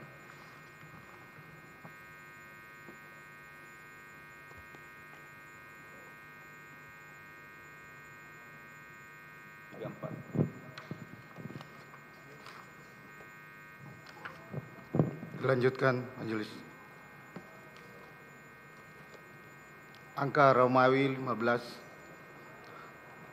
Tanggapan terhadap angka 15 halaman 23 replik penuntut umum.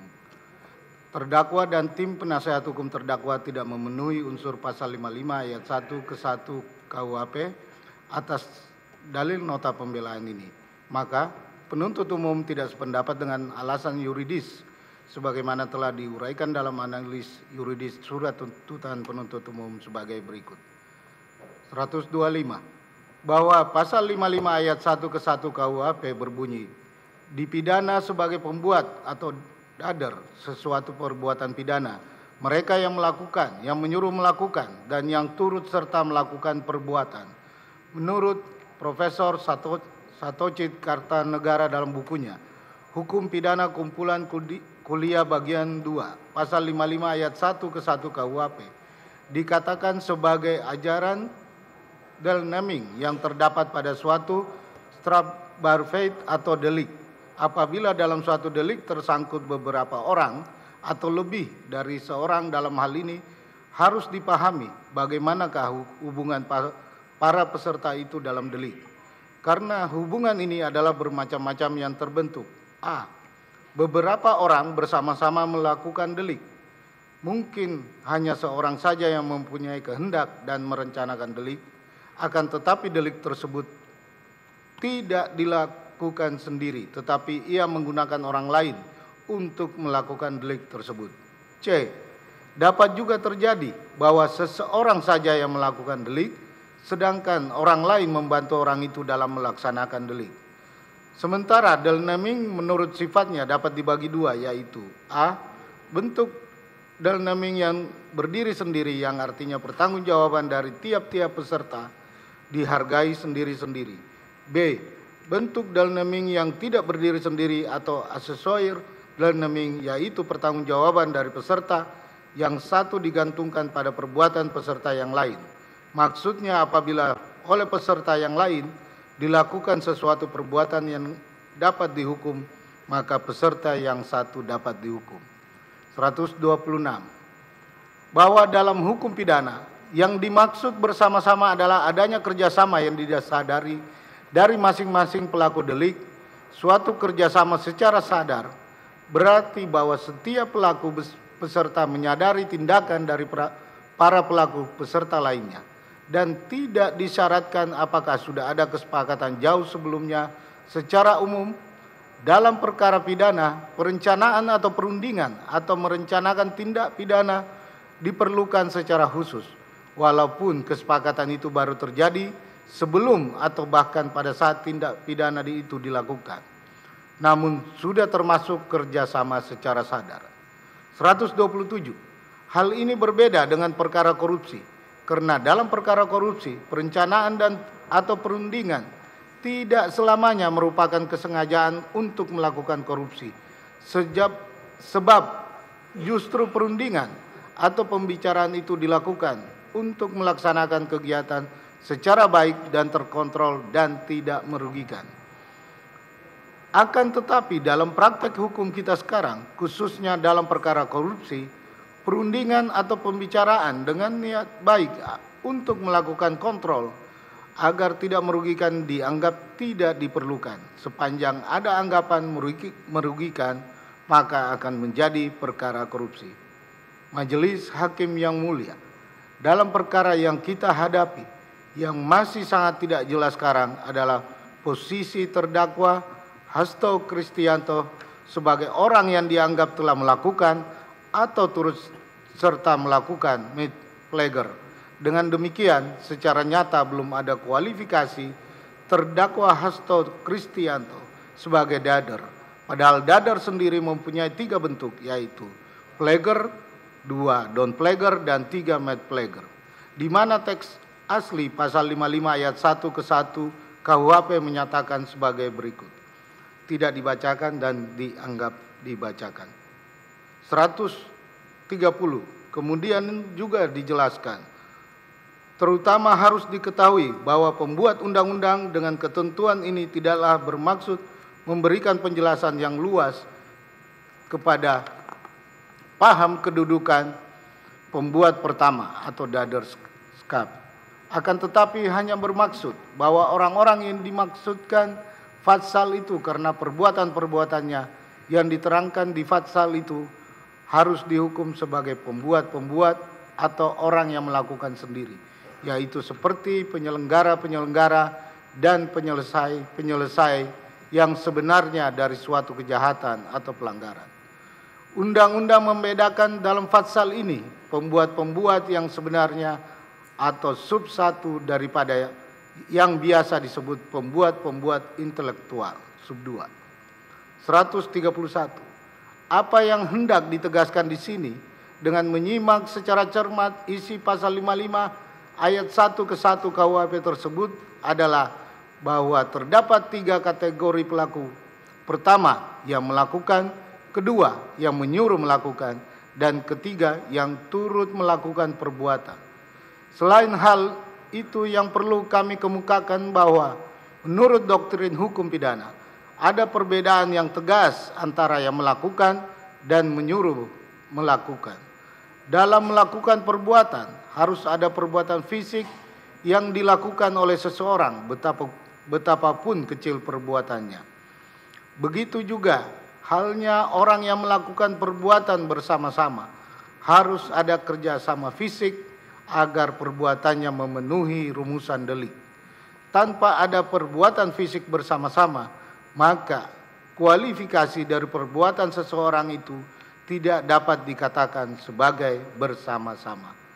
Majelis Hakim yang mulia, ada perkembangan menarik mengenai pemaknaan dari perbuatan bersama-sama ini, sebagaimana dapat dilihat dari putusan Hogerat tanggal 2 Desember 2014 ECLI NLHR 2014-3474, di mana delik yang dapat dikenakan serupa dengan pasal 55 ayat 1 ke 1 KUHP.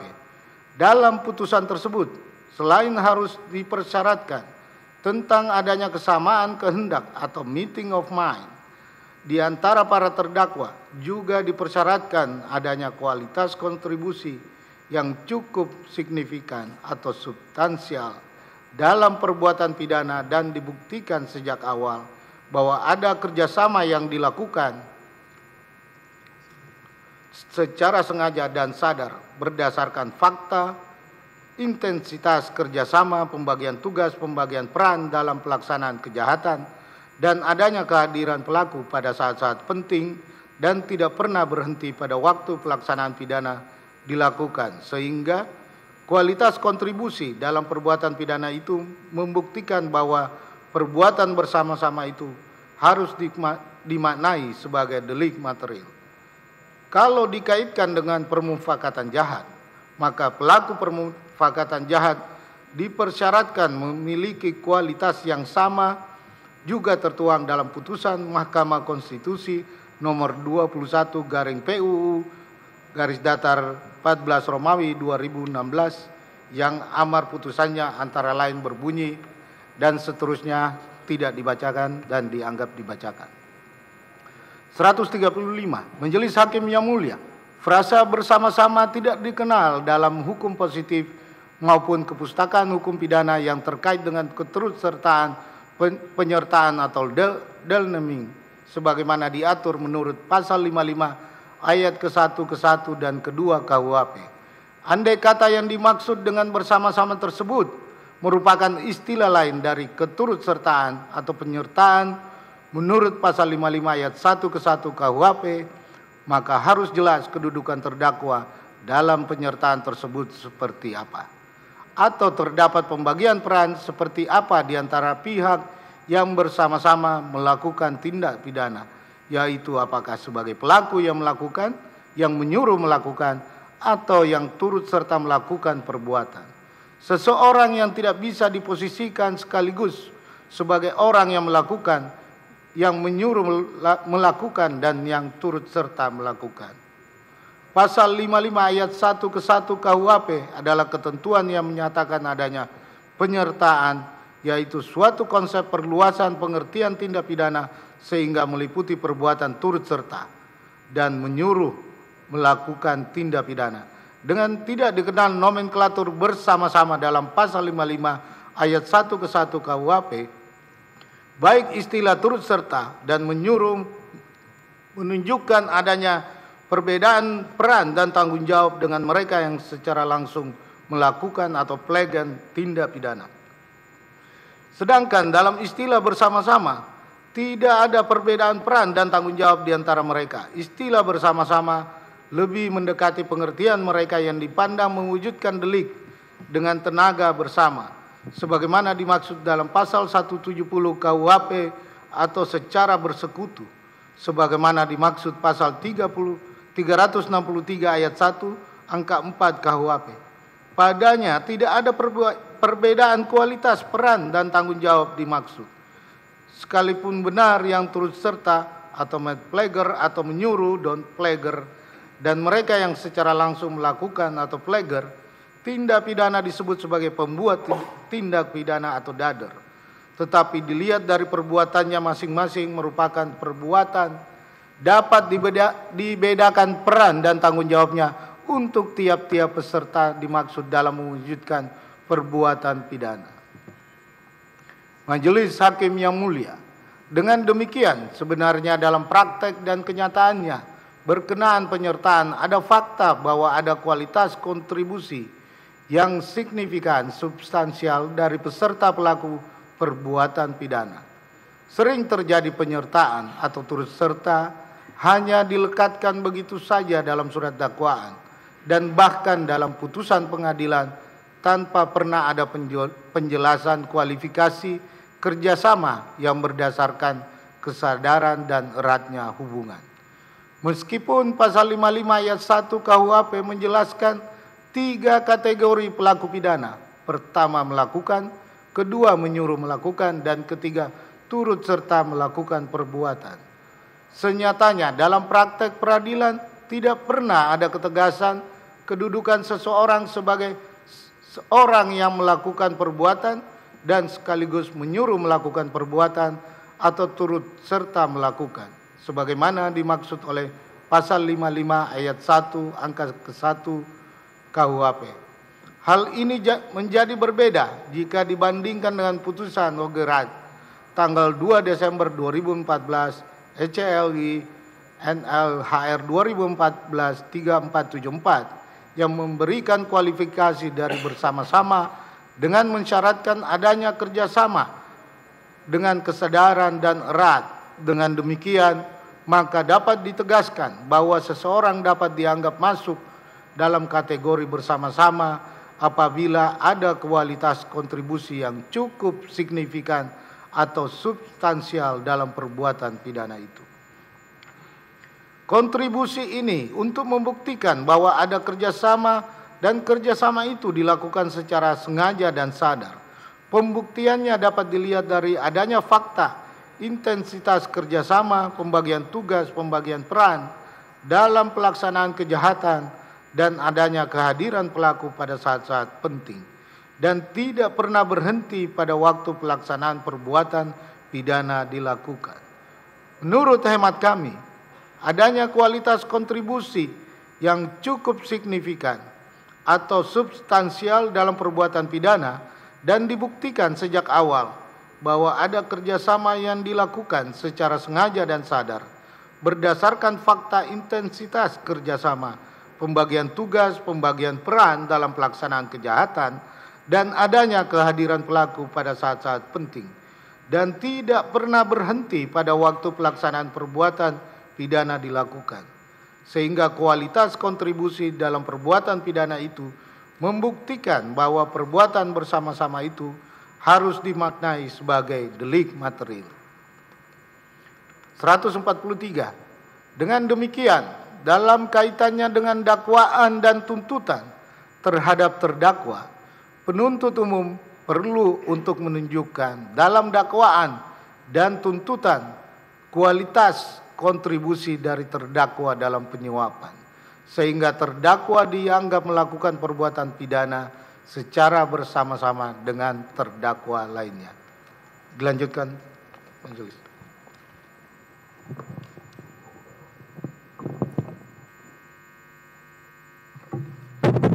Kami lanjutkan yang mulia. Majelis Hakim yang mulia, rekan penuntut umum yang kami hormati dan pengunjung sidang yang budiman. Tanggapan terhadap replik penuntut umum bahwa terdakwa dan tim penasihat hukum terdakwa tidak memenuhi unsur pasal 64 ayat 1 KUHP. Atas dalil pembelaan tersebut, maka penuntut umum tidak sependapat karena bertentangan dengan fakta hukum yang telah terungkap di persidangan sebagai berikut. 144. Majelis Hakim yang mulia, nampaknya penuntut umum tidak membaca pledoi secara utuh dan cermat. Dalam pledoi telah kami bedah secara rinci mengenai hubungan para pihak yang terkait dalam skenario penyuapan, dan sudah dengan jelas kami uraikan bahwa tidak terdapat keterlibatan terdakwa di dalamnya. Analisis ini telah kami jabarkan secara menyeluruh, baik dalam analisis fakta maupun analisis yuridis, yang seluruhnya termuat dalam pledoi dan kini kembali kami tegaskan dalam duplik ini. Dengan demikian, Karena unsur delik pokoknya tidak terbukti, maka secara mutatis mutandis ketentuan pasal 64 ayat 1 KUHP sebagai dasar perumusan perbuatan berlanjut tidak terbukti. Splitsing perkara dan saksi mahkota tidak menurut hukum. 145. Majelis Hakim yang mulia, praktik hukum melakukan splitsing perkara bukan sesuatu yang baru. Tentu dimaksudkan agar masing-masing terdakwa saling bersaksi. Ada saksi yang dikehendaki untuk memberatkan orang dalam satu perkara. Inilah yang biasa disebut sebagai saksi mahkota. Dalam perkara yang kita hadapi ini, keempat terdakwa telah saling bersaksi, yaitu terdakwa Wahyu Setiawan, Saiful Bahri, Agustiani Tio, dan masih menyusul nanti perkara Doni Tri Istiqomah. Fungsi utama dari keterangan saksi mahkota adalah semata-mata untuk membuka jalan bagi penuntut umum agar terdakwa, misalnya sebagai orang yang terlibat dalam suap menyuap yang dilakukan oleh Saiful Bahri terhadap Wahyu Setiawan untuk kepentingan Harun Masiku yang dianggap sebagai biang keladi perkara ini. Pemeriksaan terhadap saksi mahkota bertentangan dengan hukum pidana yang menjunjung tinggi prinsip-prinsip hak asasi manusia, dan secara normatif penggunaan saksi mahkota merupakan hal yang bertentangan dengan prinsip-prinsip peradilan yang adil dan tidak memihak. Selain itu, pemeriksaan saksi mahkota juga merupakan pelanggaran kaidah hak asasi manusia secara universal, sebagaimana yang diatur dalam KUHP dan instrumen HAM secara internasional. Dalam hal ini, International Covenant on Civil and Political Rights (ICCPR) tahun 1966. Karena hal ini melanggar azas non-self-incrimination, sebab seseorang dilarang untuk memberatkan dirinya sendiri, seperti disebut dalam pasal 14 ayat 3 huruf G KUHP yang menyatakan untuk tidak dipaksa memberikan kesaksian terhadap dirinya sendiri atau mengaku bersalah. Namun demikian, menurut pasal 189 ayat 3 KUHP yang berbunyi, keterangan terdakwa hanya dapat dipergunakan terhadap dirinya sendiri. Inilah letak tidak benarnya saksi mahkota. Menurut hukum, keterangan para saksi mahkota ini tidak bisa digunakan untuk mempersalahkan atau membuktikan kesalahan dari terdakwa. Terutama dalam hal ini keterangan dari Saiful Bahri yang berubah dan berbeda dalam perkaranya sendiri dan perkara Wahyu Setiawan dan Agustiani Tio Fridelina. Sebab seperti dinyatakan dalam pasal 168 KUHP bahwa tidak dapat didengar keterangannya sebagai saksi yang bersama-sama sebagai terdakwa. Tidak sepatutnya pula keterangan mereka digunakan untuk membuktikan adanya perbuatan pidana yang diduga dilakukan oleh terdakwa. Keterangan masing-masing terdakwa yang saling bersaksi ini pada hakikatnya saling menjatuhkan atau saling memberatkan satu sama lain. Inilah poin yang dilarang karena bertentangan dengan prinsip peradilan yang tidak bisa disandarkan pada pengakuan atas kesalahan diri sendiri karena melanggar hak asasi manusia. Apalagi keterangan yang disampaikan sekarang ini menjadi sandaran utama dalam pembuktian perkara terdakwa. Berbeda dengan keterangan yang pernah disampaikan dalam persidangan sebelumnya yang telah diputus dan sudah berkekuatan hukum tetap. Sudah cukup banyak jurisprudensi Mahkamah Agung yang melarang adanya penggunaan saksi mahkota ini, seperti jurisprudensi Mahkamah Agung RI tahun 95, jurisprudensi Mahkamah Agung RI nomor 1950 tahun 93, jurisprudensi Mahkamah Agung RI nomor 1952 tahun 1995, dan jurisprudensi Mahkamah Agung nomor 1706 tahun 1994, dan selanjutnya. Apa yang ingin kami tegaskan di sini adalah jangan selalu beralibi ingin melakukan penegakan hukum, tapi cara-cara yang digunakan justru bertentangan dengan hukum itu sendiri. Fenomena saksi bintang memang bukan hal baru. Dalam praktik hukum internasional, hal ini juga terjadi seperti di negara Italia dan Belanda. Akan tetapi perlu digarisbawahi bahwa dalam prakteknya saksi bintang atau ada kalanya disebut sebagai saksi mahkota ini hanya diterapkan dalam perkara yang rumit, terutama berhubungan dengan organisasi kriminal. Sebagai contoh, di Belanda, praktik ini mulai berlaku sejak tahun 2006. Yang menjadi dasar dari pemikirannya adalah sebagaimana dikemukakan oleh Komisi Vantra bahwa perang melawan kejahatan terorganisir tidak dapat dilakukan tanpa adanya peran dari saksi mahkota. Kalau jalan pikiran Komisi Vantra yang diikuti, maka diperlukannya saksi mahkota adalah untuk membongkar kejahatan terorganisir di mana saksi mahkota diberi hak khusus. Bukan seperti dalam perkara ini, saksi mahkota ditekan dan dikelabui bahkan diancam dengan perkara lain dan perkara baru kalau tidak bekerja sama untuk memberatkan terdakwa. Meskipun begitu, tetap saja ada keberatan dari ahli hukum yang lain, sebagaimana dicatat oleh Frank Bovenker, seorang kriminolog dari Universitas Utrecht, yang mencatat keberatan ahli hukum terkemuka, Bertswart, bahwa pelaku pelanggaran pidana dapat membeli hukuman mereka tanpa bisa dipersoalkan moralitas mereka karena tujuannya adalah untuk menghukum orang lain. Bahkan salah seorang ahli hukum Belanda mengatakan bahwa tindakan ini dapat diartikan sebagai tindakan membangun bencana pada negara konstitusional dan hukum pidana. Majelis Hakim yang mulia, hal yang sama dapat kita lihat dalam perkara terdakwa. Bangunan bencana untuknya mulai dirancang sejak diterbitkannya laporan pengembangan penyidikan LPP 23 tanggal 18 Desember 2024. Kemudian terdakwa ditetapkan sebagai tersangka berdasarkan surat perintah penyidikan nomor Sprindik 152 tahun 2024 dan surat perintah penyidikan nomor Sprindik 153 tahun 2024 tanggal 23 Desember 2024.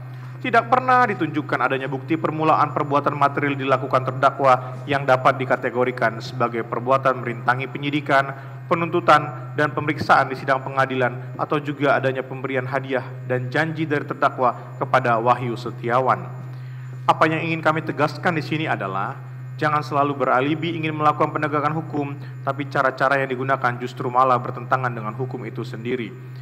Karena sesuai dengan ketentuan pasal 197 ayat 1 butir D KUHP, hanya fakta persidangan dan segala sesuatu yang terbukti dalam sidang yang bisa dijadikan alat bukti untuk menyatakan kesalahan terdakwa. Amanat dari pasal ini jelas menyebutkan fakta di luar sidang tidak bisa digunakan sebagai penentu kesalahan terdakwa. Apabila dipaksa digunakan, maka seharusnya berdasarkan pasal 197 ayat 2 KUHP.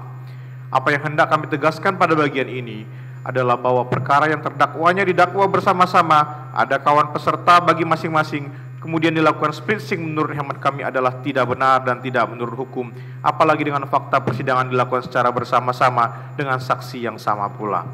Apa yang hendak kami tegaskan bahwa penegakan hukum itu harus dilakukan dengan dalil-dalil yang didukung oleh fakta, bukan dengan dalih yang didasarkan kepada asumsi. Hukum itu tidak akan pernah tegak kalau penegakan hukum dilakukan bukan untuk penegakan hukum, tetapi untuk pencitraan misalnya. Maka sesungguhnya yang dilakukan adalah menghancurkan kepercayaan masyarakat terhadap proses hukum dan penegakan hukum. Dilanjutkan oleh Tiga penutup. Berdasarkan uraian-uraian yang telah kami kemukakan di atas, maka kami selaku tim penasihat hukum dari terdakwa Hasto Kristianto dalam perkara ini berpendapat bahwa replik penuntut umum haruslah ditolak karena uraian-uraian replik tersebut sama sekali tidak memiliki dasar yuridis yang dapat digunakan untuk menggugurkan nota pembelaan atau pledoi tim penasihat hukum terdakwa Hasto Kristianto. Demi tegaknya keadilan dan kebenaran serta memperhatikan ketentuan peraturan perundang-undangan yang berlaku juga untuk penegakan hukum di masa yang akan datang, maka tim penasihat hukum terdakwa Hasto Kristianto memohon kepada Majelis Hakim yang mulia yang memeriksa dan mengadili perkara akuo untuk 1. Menerima seluruh dalil duplik dari tim penasihat hukum terdakwa Hasto Kristianto. 2. Menolak seluruh dalil replik dari penuntut umum. 3. Menjatuhkan putusan sebagaimana diktum pembelaan pledoi tim penasihat hukum yang telah dibacakan pada hari Kamis tanggal 10 Juli 2025. Atau apabila yang mulia Majelis Hakim yang memeriksa dan mengadili perkara ini berpendapat lain, maka kami mohon putusan yang seadil-adilnya. Es aquo et bono. Terima kasih.